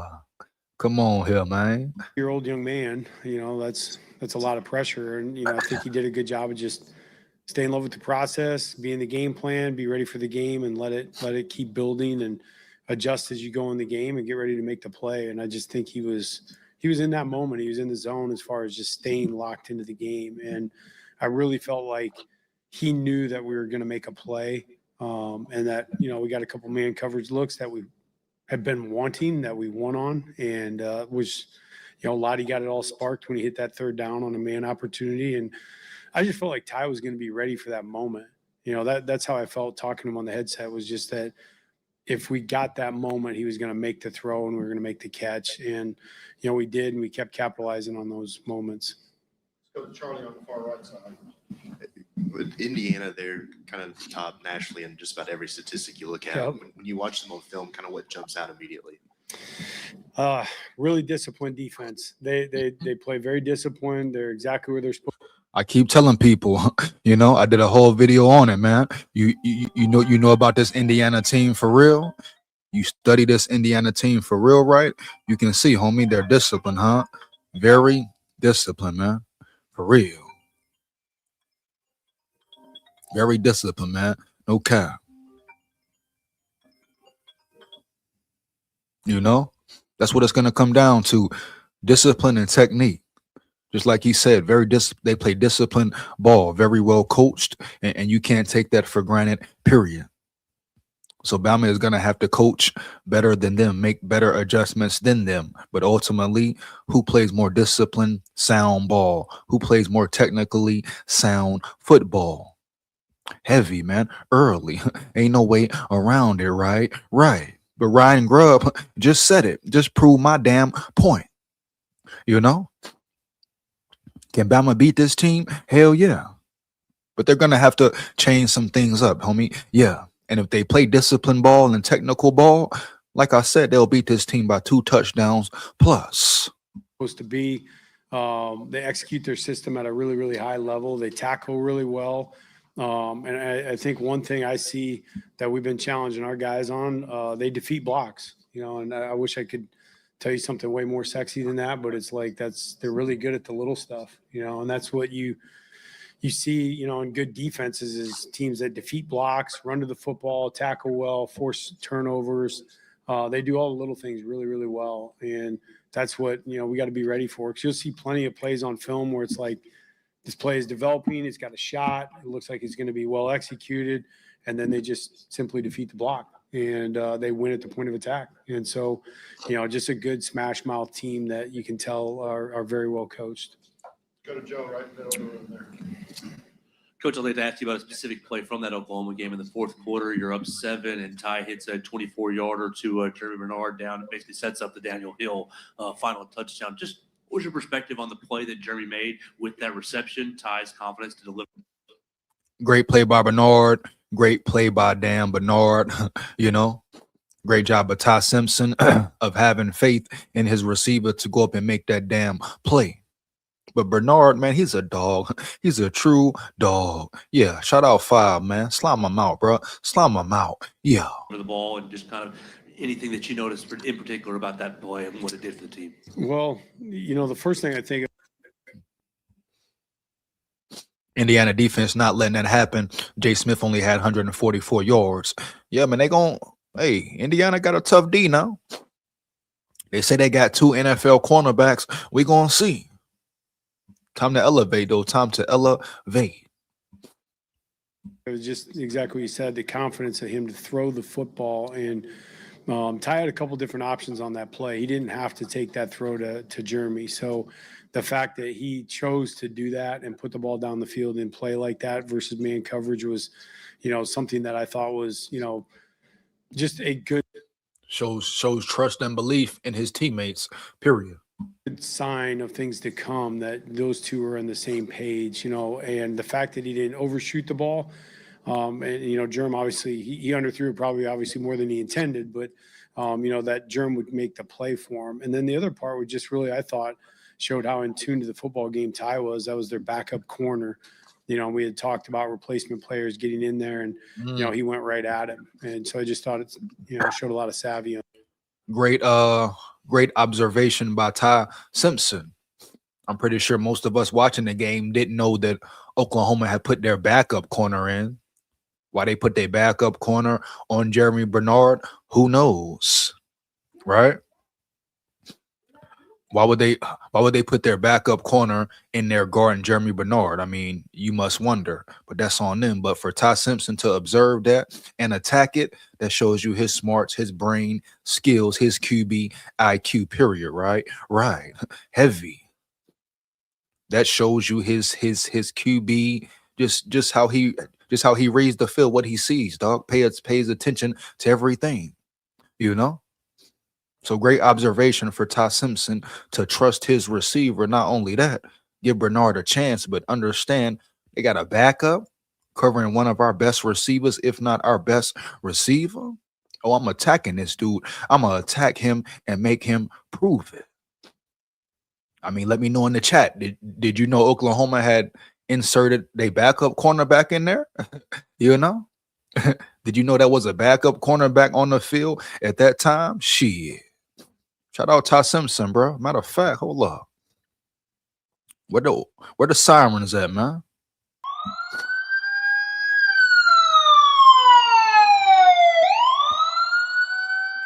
Let's go, man.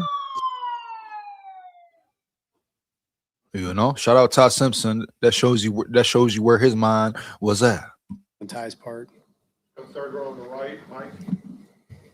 Just what have these last couple of weeks been like for you with some of the shuffling, on the offensive staff, and just what does it mean to you to have Nick get the opportunity at Michigan State? Oh man, Nick's much more than a coworker. He's a dear friend. I mean that. He's just an absolute stud. So, in this profession, you just Hold on, Byron. If Bama defense keep Indiana under 10 points, they win close.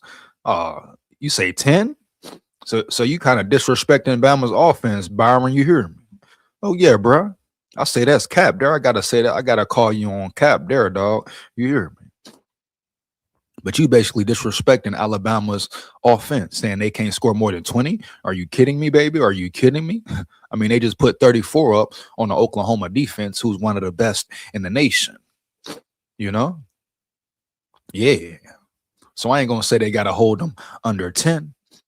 I think the offense can definitely get off, but come on, bro.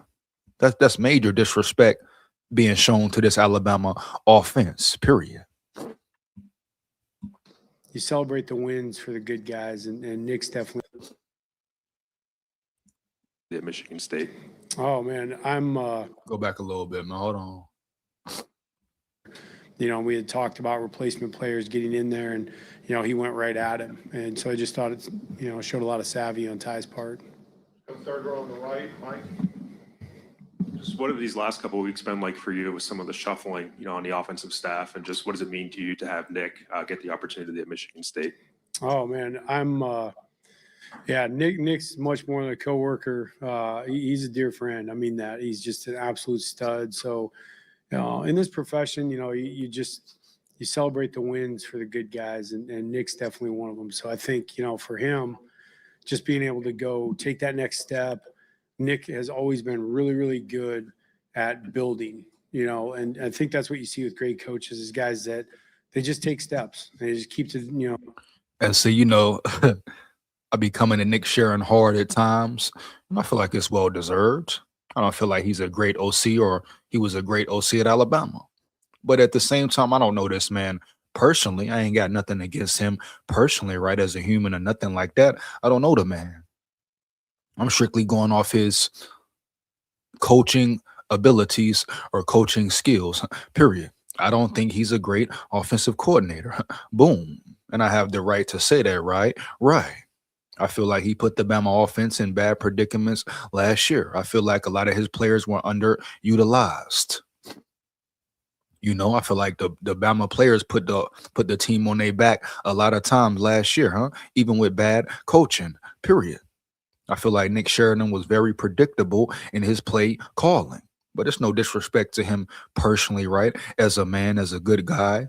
Ryan Grubb just said he's one of the good guys. So he might be a real solid, legitimate dude, period, huh? Yeah, he could be real, but coaching, we talking about football, etc. I feel like he failed the Bama offense as a OC. And we saw it all last season, bro. He was very predictable. All he wanted to do was run with Mill Row. Period. Bottom line, no cap. So he goes to Michigan State. Respect, shout out to him, props to him, for staying, sticking around, wanting to finish something, wanting to make history, and not leaving until it's all said and done. I get that. I respect that. You salute him for that. Props where props are due. Boom. And I wish him success at Michigan State. Now, do I think he will be great? Hail to the no. You know. But like I say, props to the man, homie. I don't wish no harm against him. Got nothing against him. I don't know him as a man, as a person, all that. But Ryan Grubb and the coaching staff seems to think highly of him. You know, period. And of course, they're going to say the right things for him to big him up, right? Give him a boost. But I don't think he was no great OC. And I'm going to stand on that 10 toes down, period. You know? They develop, they stop somewhere, they're with people, they grow, and they become even better coaches. And I think that, you know, for Coach Fitzgerald, he got a great one. So as far as for the staff, you know. Hey, Byron Turner, expound on that, bro. You must explain why. He said, I respect Indiana's defense more than Bama's offense. What makes you respect them more, Byron? I repeat, what makes you respect them more? You come on, man. Heavy, dog. You can't just send a comment like that, right? And not really explain yourself about it, bro. You hear me? There's certainly some complications that go with those things. I would say again, you know, not to over compliment Nick, but none of those complications have ever come from Nick. He has just been a total stud. You know, if there's somebody that's up in the office as much as me, it's Nick, and he's always right there, you know, to talk about whatever we're going through. So he's been great, you know, and I think, you know, his unwavering support, and just even from the beginning when he first told me what was going on, you know, one of the first things he said is, I'm here to the end, Grubb. Like, I'm not taking the job until we go win this thing. Respect, shout out Nick Sheridan for that, you know. Respect, shout out Nick Sheridan for that. No cap, man. For real. Got to give him major kudos and props for that, wanting to stick with the team, stick it out, et cetera, et cetera, et cetera. Oh, yeah. Finish the job, man. Finish your food. So, and that was like statement number one. And yeah, it just says a lot about his character, kind of person he is. So super excited for him. Go to the far left side. Hey, Byron, what does that mean, man? I repeat, what does that mean that Nick Saban from Michigan State, though, or has ties with Michigan State, bro? You know, heavy. Coach DeBoer said going into last game that he wanted you guys on the offense to add to your identity in the running game. That's a really good defense that you guys beat against Oklahoma, and then another really good one that you're going to face in the Rose Bowl. How do you think you guys can add to your identity in the running game in the Rose Bowl? Got to get started earlier. You know, we got to stop doing this first quarter shenanigans. Facts, big facts. Big facts. Waiting to get the run game going until the second and third quarter. We're capable of doing it earlier in the game. We got good enough players. The scheme's there.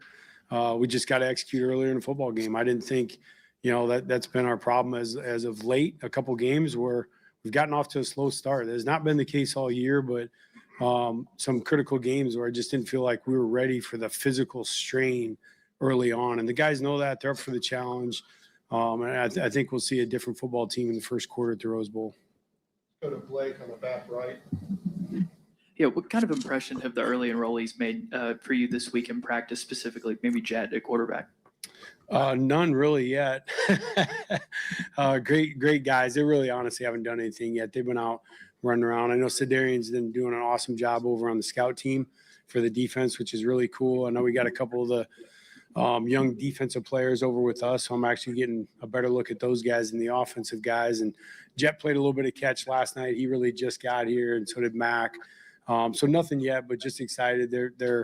It's kind of really a cool entry point for these guys into the program here at Alabama. Is just, you know, we're on a playoff run. We're going to the Rose Bowl. I think in their mind, I would think this is everything they signed up for, is this is what they, want it to look like when they're in those seats. Okay, we do have time for one last question. Yep. From Zoom, it'll be from Katie Wyndham. Katie, go ahead and ask your question.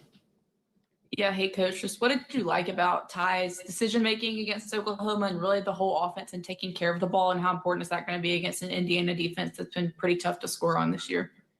Yeah, the turnover margin obviously was something that we harped on. That was we felt like that was the reason we lost the game the first time to Oklahoma, and so it was a huge point of emphasis for us. And honestly, I still didn't think we did a good enough job. The ball was on the ground a couple times that it shouldn't have been. And so, we just always say there's blood in the water when people see that. So obviously Indiana's watching that. They're good at getting the ball out. So we're putting a ton of emphasis on that as usual at practice. And so for us right now, I think that when we play tight football games in the playoffs and good defenses like this, we got to take care of the ball. We got to be careful with our decision-making. And anybody that touches the football, we just tell them to imagine that's the whole state of Alabama handling the ball. So they got to take care of that thing. All right, thank you, Coach. You bet. Shout out Ryan Grubb, dog. Definitely.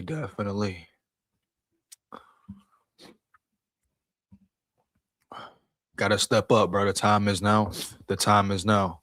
We're gonna get into Ty Simpson next and keep it going, baby. You heard me. I'll probably do Ty Simpson, then check out what bro forgot to say. I may do Bernard and Jan Miller as well. See what we got here, man. Let's get it.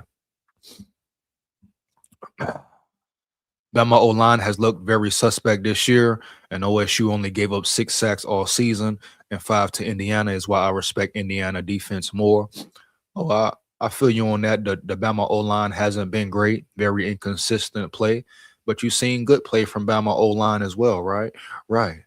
We can't sit here and sugarcoat it. It's been times where the protection has been good for Ty Simpson, and he just didn't make the throw or made a very bad decision, right? Period. So the offensive line has been very inconsistent, but just like the whole team, damn near. So we need more consistency from everybody. Of course, they're probably the weakest link of this team, but they've shown flashes, shown plays, shown drives and performed well in certain games, and we can't take that away from them. Biggest thing, everybody got to start fast, the team as a whole. But I definitely feel where you're coming from, Byron, about the O-line being suspect. They haven't been up to par the whole season, period. Shout out Byron in the building, man. Heavy, bro. Let's get it. Yeah. Let's go to this Ty Simpson next. Hold on.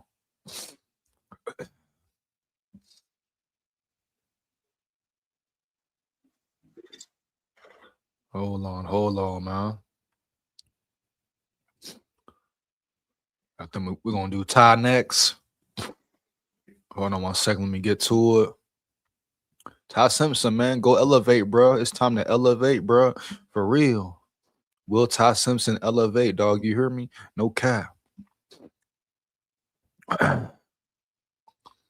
Hold on 1 second, man. Here we go. Screen right. Here we go, Ty. Let's get it, baby. Boom. And getting an OC job, just what has he meant to you, and how happy are you that he's kind of sticking it out with you guys through the playoffs? Certainly very proud of Coach Sheridan and what he's doing for himself. And Shout out Kerry in the building. Shout out Kerry Hill in the building. Heavy. Roll Tide full of pride. Roll Tide full of pride. Yeah. Do you think the struggles in the run game is due to the O-line, running back vision, or play calling? Man, I think it's kind of maybe a little bit of both. Majority, I just think it's the O-line not moving bodies, especially the right side of the line. You hear me, Kerry Hill? Great question as well, dog. No cap. But I feel like the major weakness is just the O-line in general, huh? Not moving bodies. I feel like blame falls on Grubb too, with some of his inaccurate, inconsistent play calling at times, the way he runs away from the run, so to say. Yeah, sometimes it's running back vision, but I gotta put majority of the blame on the line itself. Period. They gotta be tougher, they gotta be stronger, and they gotta move bodies at the point of attack. But like I say, everyone plays a major role. Ryan Grubb, boom. But at the same time, it's been time where the O line has created some holes, and maybe the running back hit the wrong hole or hit it at the wrong angle. Heavy, you know. We got Jam Miller back, Hill back. Hill's been out of all the running backs. Hill's probably been running the best. I would like to see Riley come back around yonder. Don't know where he is as far as injury status. Yeah. But at the end of the day, no cap, man. For sure. The O-line, it starts with them. Moving they big ass, moving they motherfucking ass and moving bodies so this run game can get to going, period. Execution is the major key. And all season long, they have been too inconsistent. I repeat, too inconsistent, bro. Heavy. So it starts with them big boys having the want to and the fortitude to want to step up and play ball. We don't need 100 yards. They don't got to get 100 yards rushing a game. I ain't saying all that, but because that's really not them. It hasn't been them all season, and they found ways to win. So I'm not one of the people who gonna sit here and say, "Oh, I'm just so nervous and so scared about Bama not being able to run the ball." No, the style of offense they have, they can win with that style of offense. But I want to see them get more of a run game going. Why? Because it will help them as a whole. It will make things easier for them, even play calling, etc. Play execution, etc. All that. You get your run game going, they can get 70, 80 yards a game. The offense opens up even more. Boom. And can't nobody really mess with Bama if they can get their run game going. Period. Bottom line, no cap. Heavy. The weather at the Rose Bowl, rainy. Please pray for California. What's going on in Cali, man? I know they say it's gonna be rainy, etc. We'll see how it goes, man. Thanks for that. First time watching. I like the show. Hey, much appreciated, Carrie. Carrie Hell in the building. Carrie Hell in the building, huh? Yeah. And make sure you like, comment, and subscribe. And fire that chat up. You hear me, Carrie? Heavy.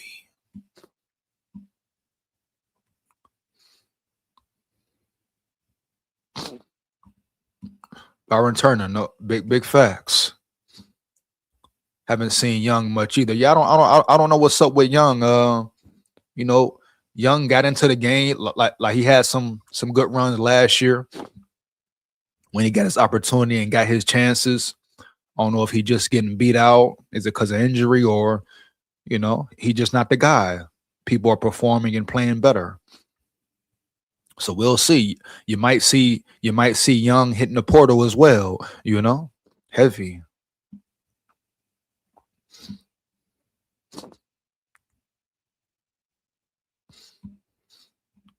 Whoa. Jordan in the building, coming in weird. I can't wait to make love. What are we talking about here, Jordan? What are we talking about here, huh? Yeah. Give the hell. I feel as though I deserve it. I hope. Okay, all right. We're gonna shout out Jordan in the building. Don't know what you want, my dog, my boy. We're gonna leave it there though. You hear me, huh? Yeah.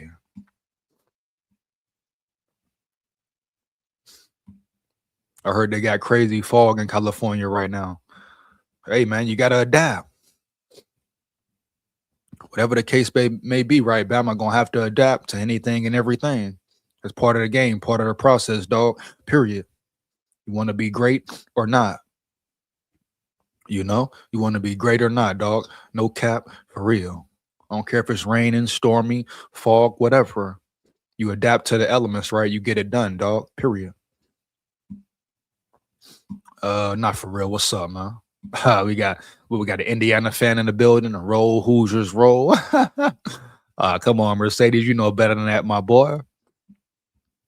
You know better than that, my boy, huh? You better hope your team is focused. You better hope Indiana is prepared. You hear me? You better hope your team bring their damn A game, bro. You hear me, huh? Yeah, bitch, yeah. Straight up. That's what you better hope for, bro. You hear me? You talking about roll Hoosiers roll. Oh yeah. We finna get in that ass and not the way y'all like, sexy Dex. Uh. Oh man. You hear me? Yeah. So you better hope your team is prepared, homie. Yeah. Cause we're gonna be saying roll tide all damn day and night. Straight up. Get back to it, man. Let's get it. His brand and his career. He told us as quarterbacks, right? Like, he wants to call plays, and then going back to Michigan, of course, like with his family is very, very important to him. So just super proud of everything that he's done. And, he's very important to me, not only as a coach, but as a player and a person. And like I say, shout out Nick Sheridan, man. No disrespect to him as a person, as a human, as a man, etc. Obviously, the team love him. Obviously, Ty Simpson love him. All that, and I get that. I get all that. So that's what it is, man. Just because, somebody who I can always come talk to, whether, about football or life in general. So, super happy for him and his family, and it means a lot to me in my career. Go to Joe in the middle of the room. Ty, I want to take you back to the Oklahoma game and ask you about a specific play. In the fourth quarter, you hit Jeremy down the sideline that set up the Daniel Hill final touchdown. I just want to know maybe your perspective on that play. One, was it an RPO, and what did you see? What gave you confidence to throw it to Jeremy, and then Jeremy making the play and making the catch over the guy's head? Yeah, how can I forget that play? So it was a RPO type play, right? There was a play before that, actually, we ran a similar type play, and they had one-on-one with Ryan going the other way. And we came back to the sideline, and we were like, hey, if we get another one-on-one chance, like, just, hear me out, or whatever. And so sure enough, right, like same type, similar play, bring a motion in, and had one-on-one, new.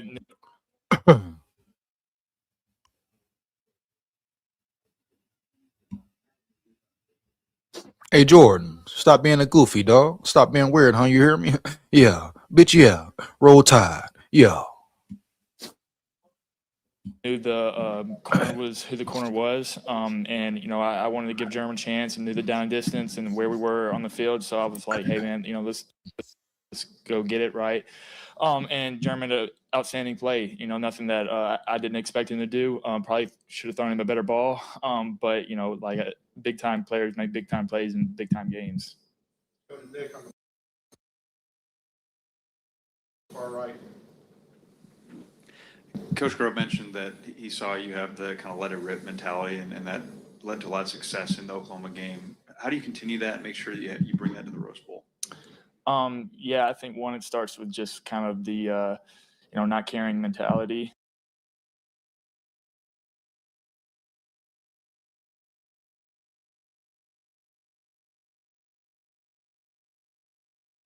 Hold on, man. Give me a second, man. Give me one second. I gotta go back to this. Hold on, man. Hold on. But Ty Simpson, as far as his play, all he got to do is go out there and play ball, man. Let it rip, let it fly, and don't overthink it. Period. I talked about after the game about how everybody just kind of wrote us off, me included, and it made me feel some type of way. And so, thank you guys, thank the media. It's kind of the same mentality going in, right? Like nobody expected us to make it to the Rose Bowl. Nobody expected us to make it to the playoffs. So it's kind of the same thing, right? Like just forget the world. Alabama versus everybody, damn near, like I said, playing with house money. Everybody wrote you off, counted you out. Most people say you shouldn't be there. They say nothing to lose, but a lot to lose, but go prove them wrong and just play ball, play fast, play loose, all that. It's all about Alabama, and so that's the mindset going in, and it's going to be the mindset forevermore. Go to Will on the far left side. Obviously, a lot of storylines going into this game, but you're one of the guys that's been there before. What do you remember about the last trip to the Rose Bowl, and how have you come along this season to help you be ready for this one? Yeah, first off, right, like growing up, playing in the Rose Bowl is a dream come true. It's such an honor because of the big time game and the implications.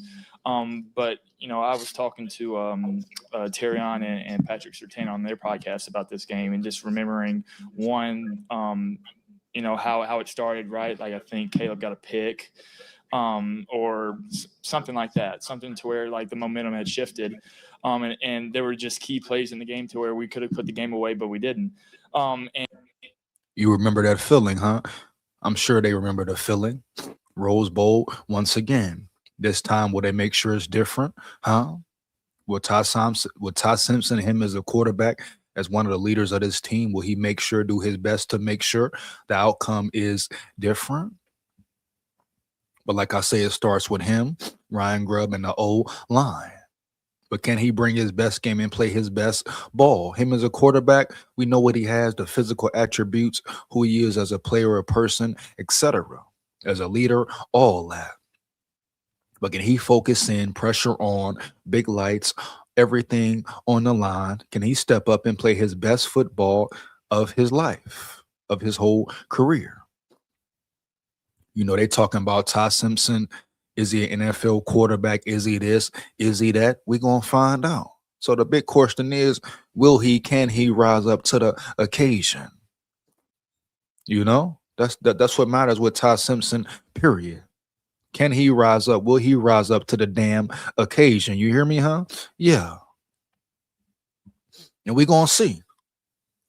He has to be locked in. He has to be prepared. He has to make the big throws. He has to be accurate, period. He has to put the team on his back in certain times, period. It won't always be pretty. It won't always be perfect. Yeah, Indiana will apply pressure at certain points in the game. Question is, how does he handle it? Is he back to his old self? Heavy, dog. Will he go be great? I think he will. Matter of fact, I know he will, bro. Shout out my dog Ty. He is a dog, my brother. And I remember, that last play and we getting stopped and how, Michigan rushed the field or whatever, and how we felt in the locker room, and just telling myself like, hey, if we ever got, this place again, to making sure that I do everything I can to make sure we don't feel that way. And that's kind of the mindset going in of, making sure that I'm crossing every T and dotting every I, of doing what I can to prepare. Hold on, man. He say, this boy here say, everyone is disrespecting Indiana, Hoosiers against the world. What? First of all, let me shut this nigga the fuck up. First of all, don't try to come with the whole Indiana against the world. Don't try to take the whole Bama lingo, huh? Bama versus everybody, Alabama versus all y'all, Alabama against the world, huh? Yeah, bitch, yeah. They know where they started from this year. Who started that this year? Bama versus the world, Bama versus everybody. Don't come in here, Mr. Mercedes, trying to kick your Hoosier bullshit talk, huh? Yeah, this Alabama territory, you get your ass, I get on your head top, make your head drop, huh? Yeah, you hear me? Everyone disrespecting Indiana. How? Who? Everybody's going against Bama. People saying Bama ain't got no chance.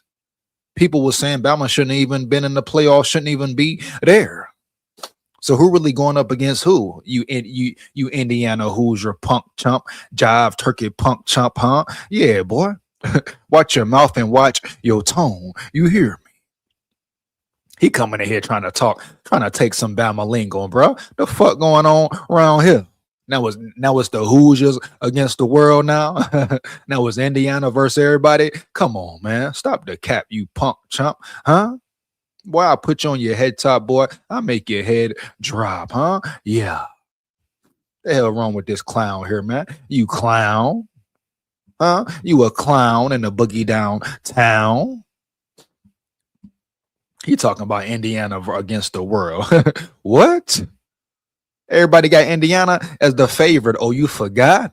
Oh, people ain't give Bama a chance, right? Oh, you forgot? Huh? What, my boy? You better come correct or don't come at all. Roll Tide full of pride, motherfucker. Yeah. My boys Tucker and Landino gonna shine. Hey, fuck Tucker. You hear me? Fuck Landino. You hear me, huh? Yeah. No cap, bro. Yeah. Huh? And while you up in here in Bama business, right? Make sure you like, comment, and subscribe. And matter of fact, and share. You hear me? Point blank, period, dog. No cap.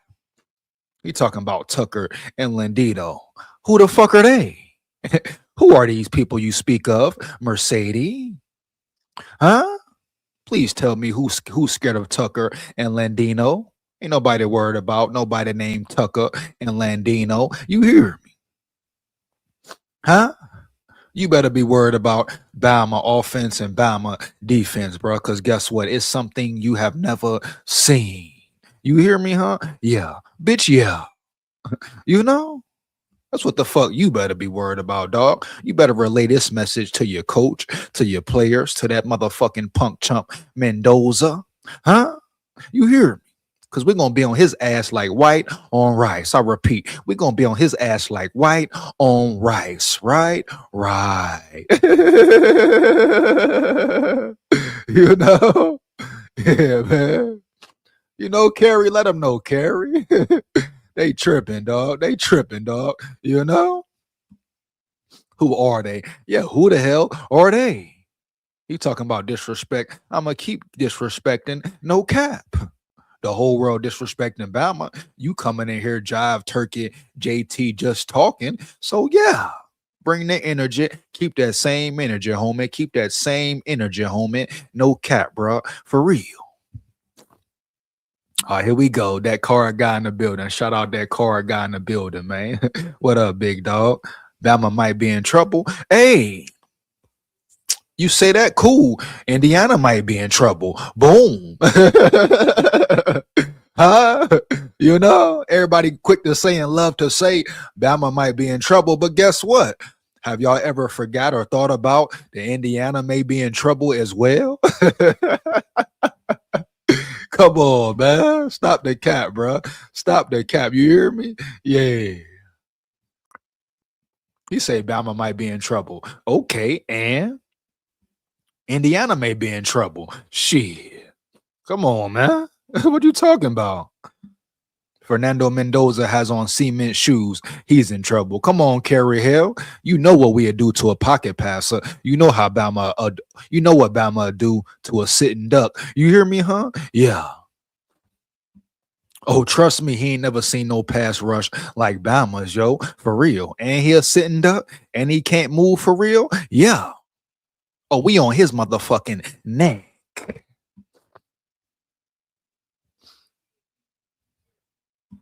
Come on, let him know, man.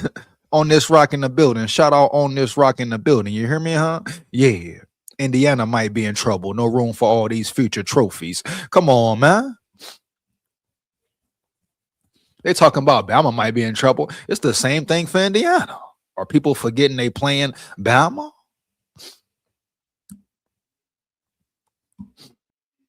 You hear me? Come on. Shout out Holden in the building. Shout out Holden in the building. He say all Alabama got to do is shut down Elijah Surratt, their receiver. You know? Come on, man. It's Alabama might be in trouble, big SKOL. Motherfucker, Indiana might be in trouble, motherfucker. You hear me? Yeah. You hear me? Come on, man. Get back to my brother Ty talking, man. Let's get it, bro. Like I've never won and perform like I've never lost. So that's kind of the mindset going in, and understanding. Hold on, what he said? What he said? Hold on, what he said though? What he said? Hold on, what he said? Hold on. How Michigan rushed the field or whatever, and how we felt in the locker room, and just telling myself like, hey, if we ever got this place again, to making sure that I do everything I can to make sure we don't feel that way. And that's kind of the mindset going in of making sure that I'm crossing every T and dotting every I, of doing what I can to prepare like I've never won and perform like I've never lost. So that's kind of. I like that one, huh? I like that. What he said? Heavy. Run that back though. Run that back though, huh? Round yonder. What he say? Perform, prepare like hold on, say it again, my boy. Huh? stopped and how, you know, Michigan rushed the field or whatever and how we felt in the locker room, and just telling myself, Sir? like, hey, if we ever got, you know, Hey. this place again, to making sure Yeah. I do everything I can to make sure we don't feel that way. And that's kind of the mindset going in of, you know, making sure that I'm crossing every T and dotting every I of doing what I can to prepare like I've never won and perform like I've never lost. So He said, prepare like I've never won, perform like I've never lost. I like that, my boy. You hear me, huh? I like that, Ty. Yeah, bitch, yeah. You know? That boy said, prepare like I've never won and perform like I've never lost. Let's go, bro. No cap. Run these motherfucking Hoosiers out the water. They thinking they can run with Bama, huh? Yeah.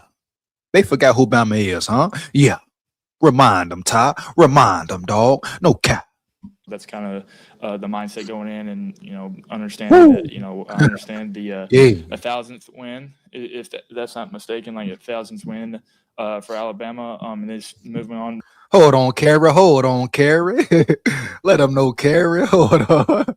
Yeah. Hold on, Carrie. Hey, one more again, bitch. You hear me?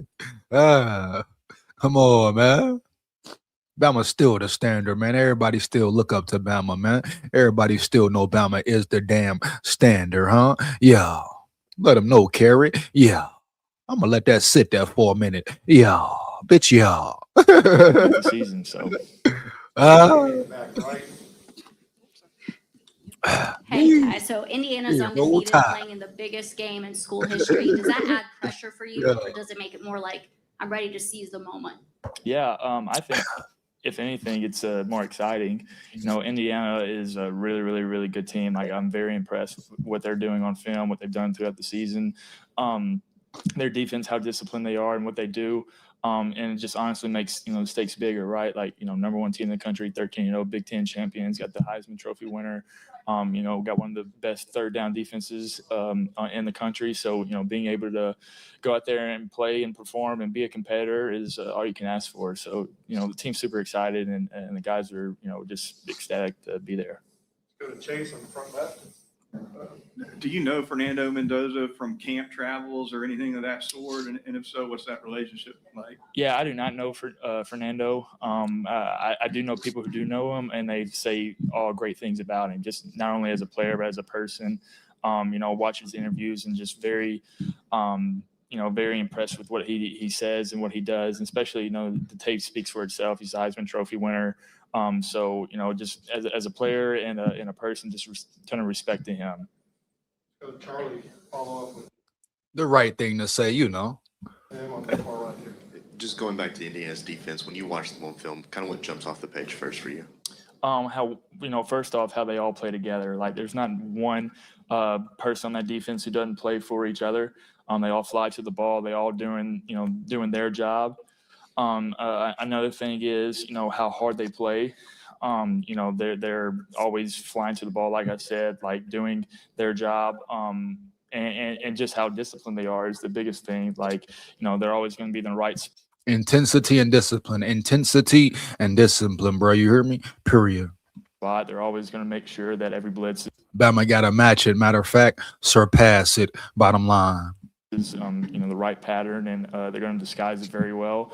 And that's what, you know, got them to this point. They do a really, really good job on third down of just distracting your eyes, and then on first and second down, you know, they're going to make sure that they rally and tackle.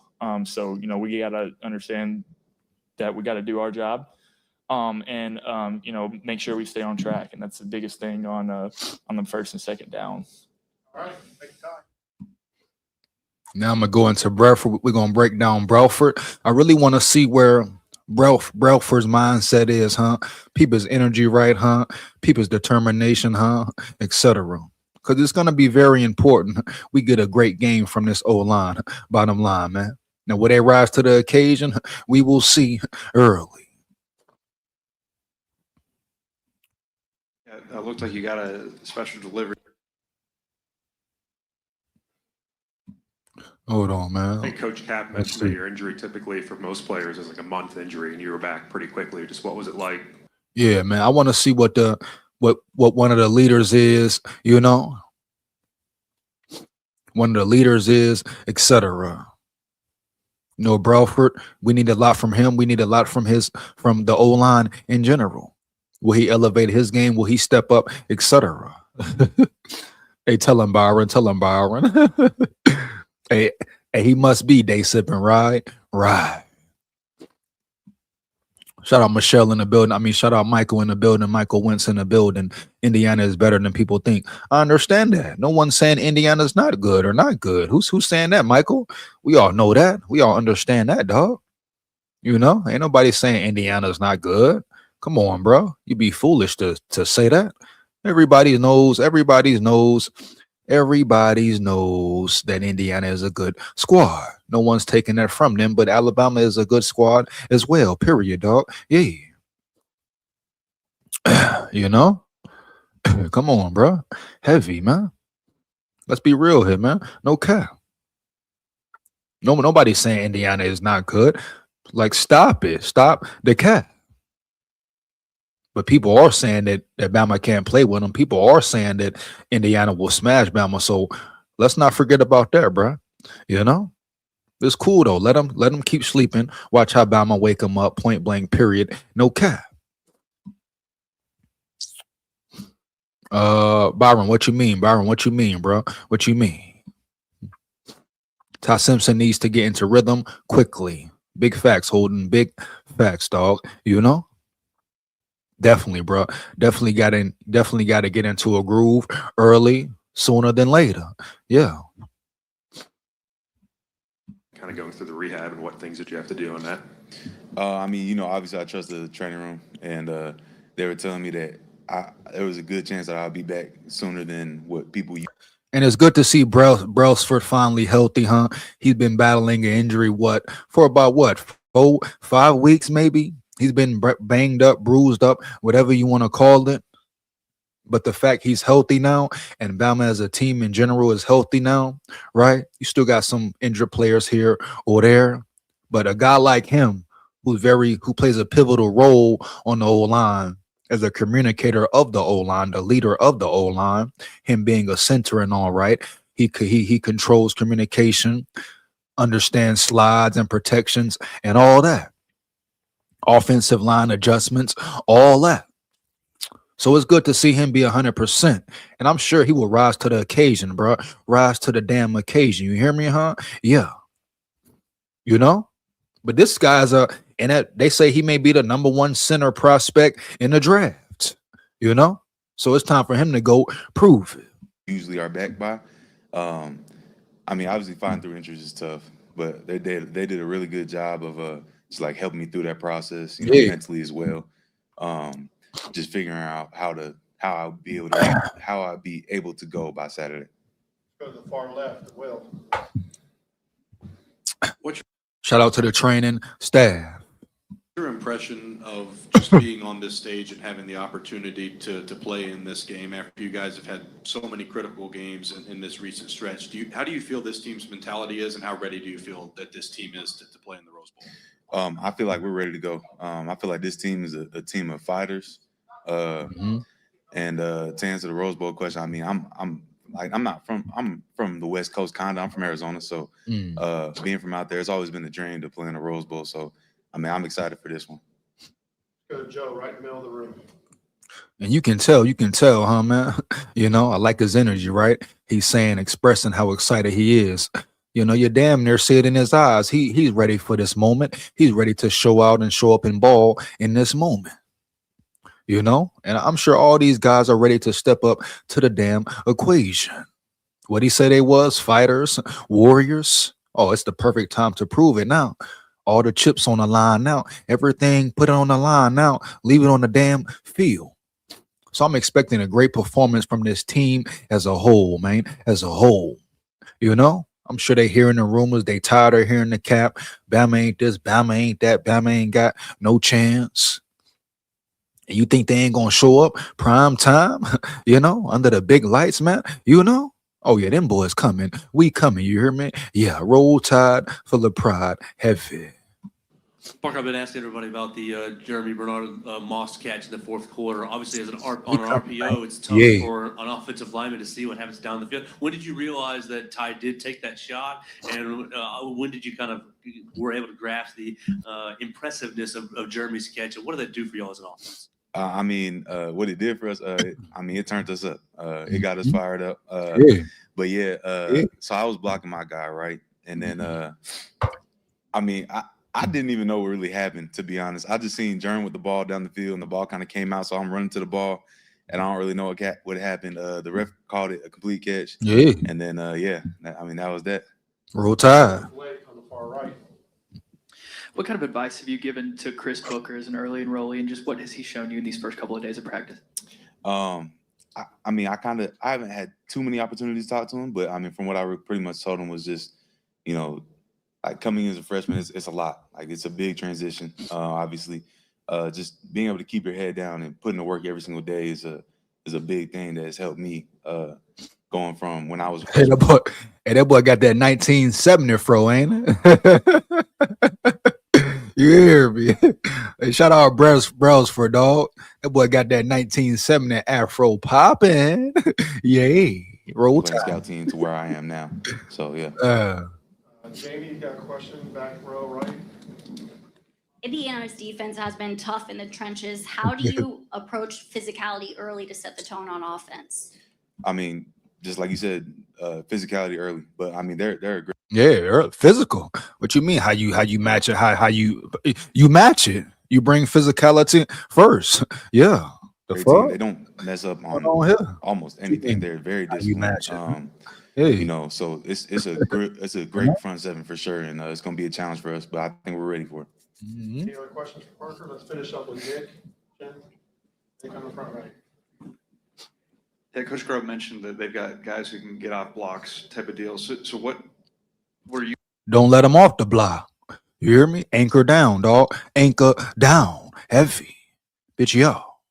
guys going to do or try to do to make sure that that doesn't happen?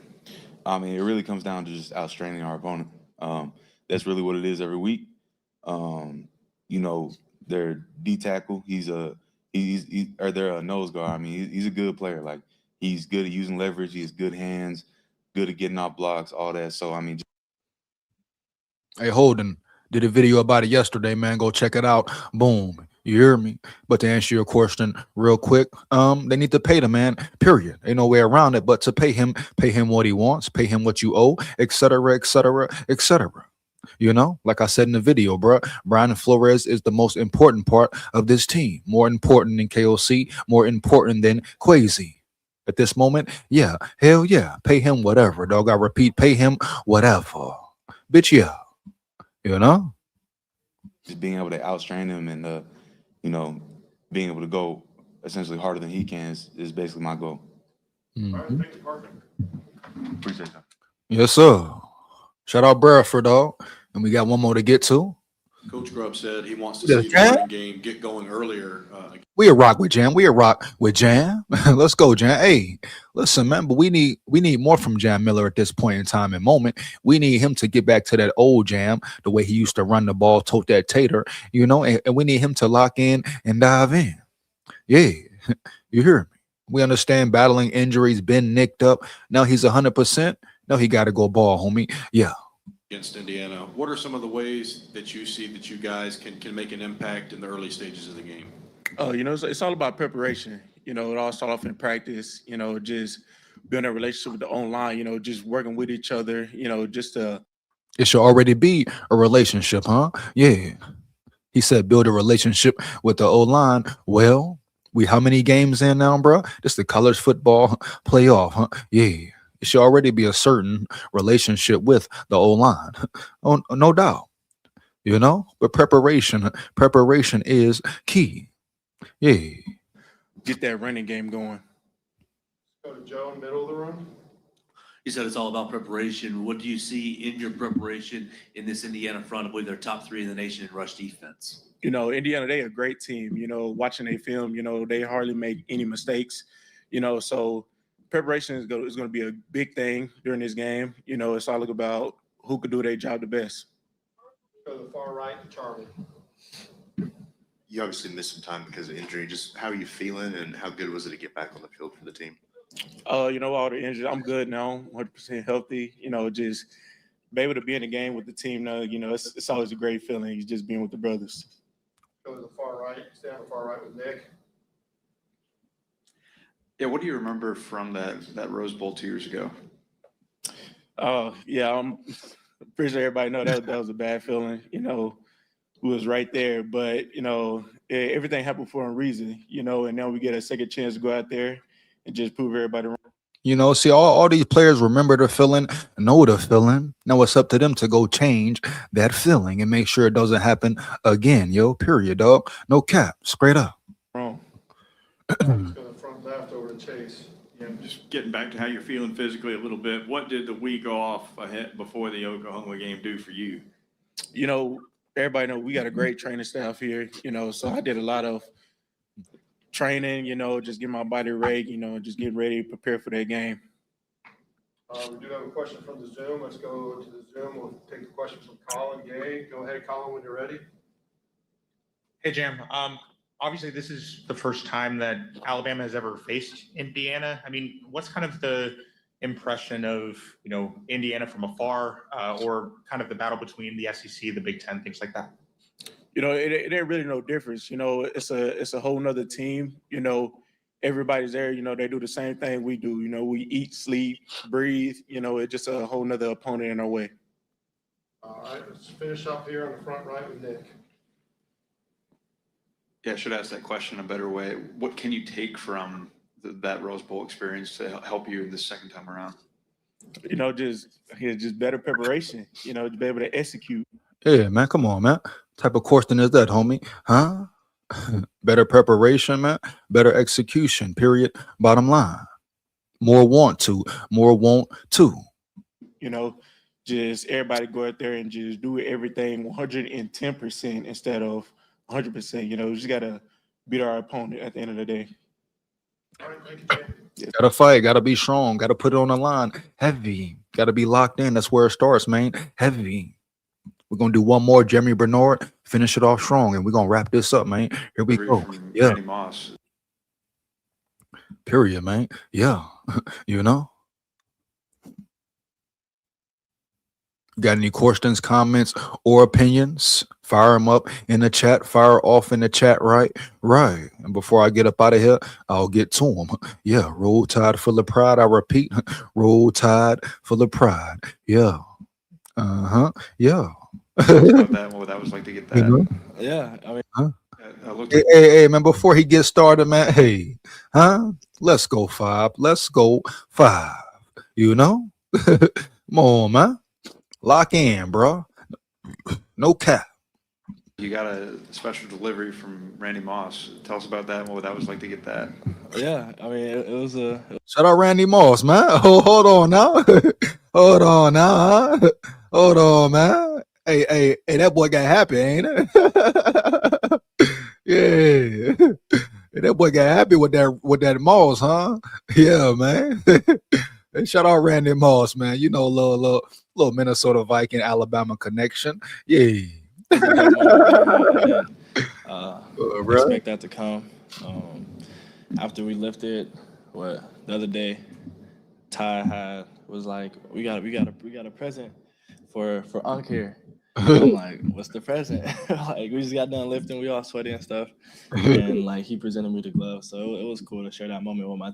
Shout out Moss, dog. Shout out Moss. Shout out Moss. Shout out Bernard, man. Heavy teammates. Go to Will, far left. As a prediction, Bama is going to come out strong, but once the game settles in, Indiana takes the game over. What? No, man. No, bruh. You know? Hey, appreciate you being real and saying how you feel, Byron, but I see it going a different way. Oh, yeah. When does Alabama play? Thursday, January 1st, I believe 4 p.m. Eastern, Holden. I believe 4 p.m. Eastern, Holden. Yeah, man. Roll Tide full of pride, huh? Roll Tide full of pride. Yeah.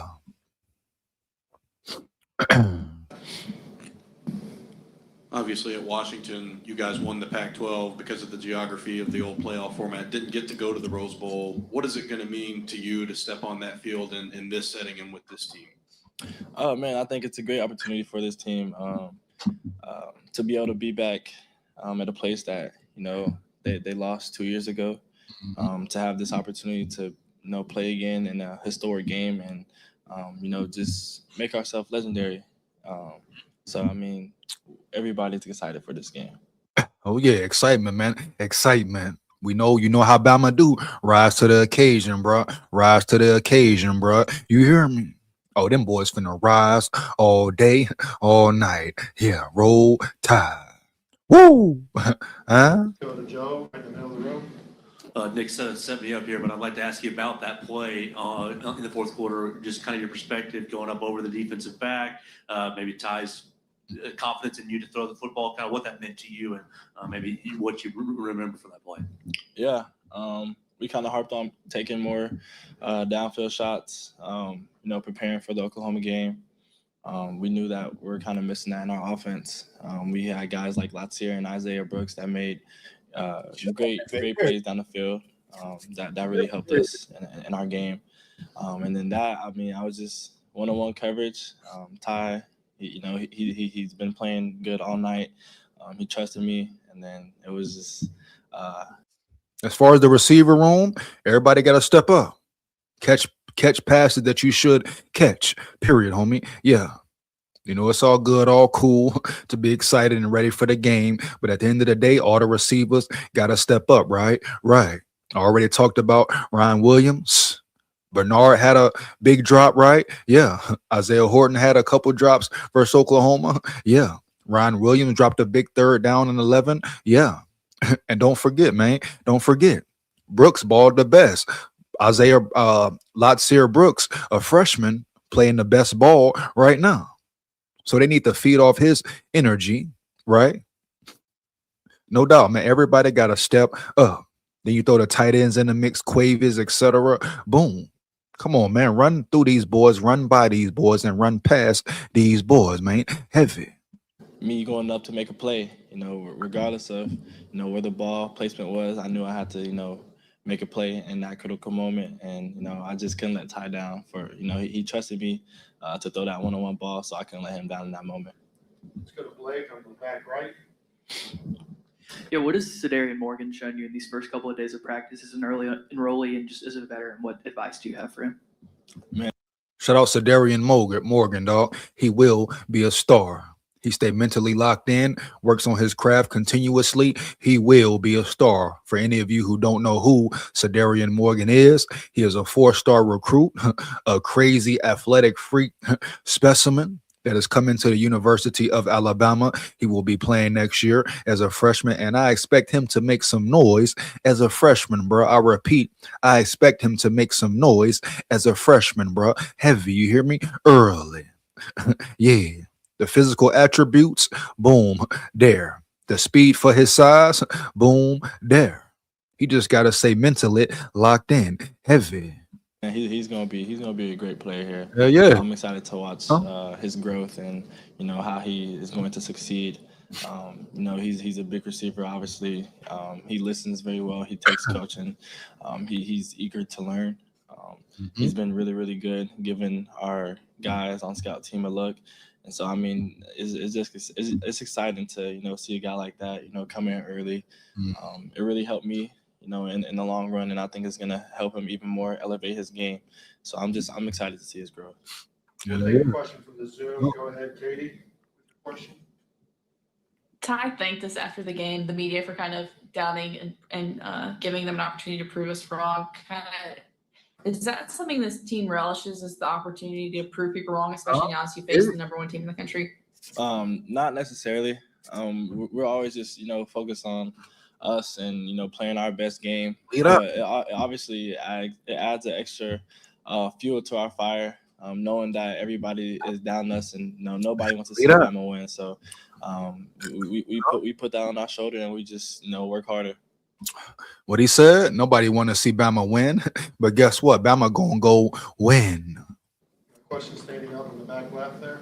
Coach Grubb talked just about Ty's mentality with you guys going down 17. What was it like for you, for the entire offense, to kind of see the way he led in that moment? Yeah, so I mean, Ty is a great leader for just his whole team, not just for the offense, but for him to lead the right way and have the right energy on the sideline, continue to encourage guys to continue to push forward through their adversity. We need that from our leader, from a key piece of our offense. It doesn't really, the offense doesn't really go unless he goes. So it was just great for him to have that energy on the sideline, because it just made everybody else go as well. All right, we'll finish up with Nick here on the front right. Yeah, one more question about the catch. How many guys have you mossed like that in your career? I made a few cool catches within my career, but that definitely is at the top, man. To be able to do that in a critical game, in a critical moment, that's something that you dream for. So for that to come true is really, really cool. All right, thanks, Jeremy. Sure. Thank you, guys. And shout out Jeremy Bernard, man. Oh yeah. Shout out Jeremy Bernard, dog. No cap, Hell yeah, man. If Bama shuts run game down to at least 60 yards, they win. Hey, they can win in many different ways. Of course, run game defense has to be there. That's just what it is. They got to be locked in mentally, prepared, physically, spiritually, all that. But I feel like the defense will do very well against this Indiana offense, man. For real. I think they will shock and surprise a lot of people. Yeah. We haven't seen the best Bama team yet. We haven't seen the best performance from this defense or offense yet. So let's not forget that round yonder, right? Right. And that's pretty spooky, huh? If you think about it, dog. We haven't seen the best performance from this team as a whole yet. Not even an Oklahoma comeback, because how they started, that wasn't the best performance yet. So think about when they really put it all together, huh? And play really complimentary football. Oh man, bro. Sky's the limit. Matter of fact, there's no limit for this squad. You hear me? Roll Tide full of pride. Roll Tide full of pride, for real. No cap. You heard me? Yeah. Finna get up out of here, man. Give it about 3 more minutes. We get to the 2:30 mark. Yeah. Once again, dog, make sure you like the chat up, huh? Make sure you like, comment, and subscribe. Heavy, bro. Yeah. Roll Tide full of pride. Win, lose, or draw, huh? But we come to win. Yeah. Roll Tide, Alabama. Shout out Mark Banks in the building. Shout out Mark Banks in the building, man. You know what it is already. Huh?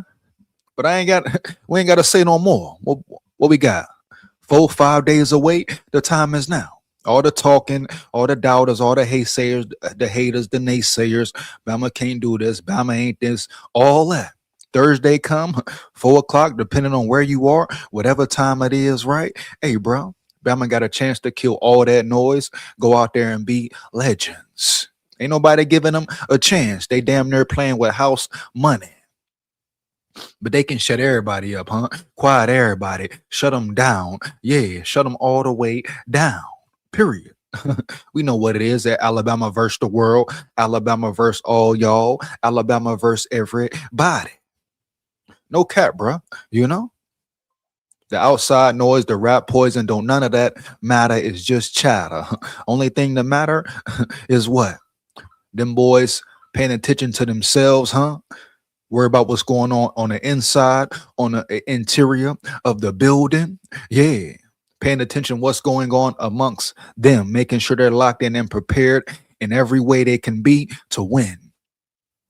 As long as they believe in each other, right, and got faith in each other and belief in each other, man. Hey, bro. Hey, can't nobody rock with them or run with them for real. And I'll stand on that 10 toes down for real, homie. Yeah.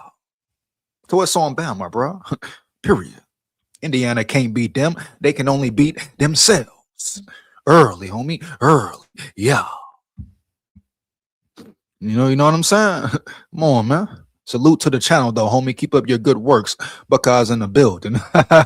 Hey, man, much appreciated, Byron Turner, man. Much appreciated to you, homie. For real. Appreciate that love, dog, huh? For real. Yeah. You know? Let's get it, man. Let's get it, man. Hey, man, let go Roll Tide, Alabama. Real talk, I love my team. Hey, shout out Mark Banks, man. Shout out Mark Banks in the building, huh? Yeah, matter of fact, huh?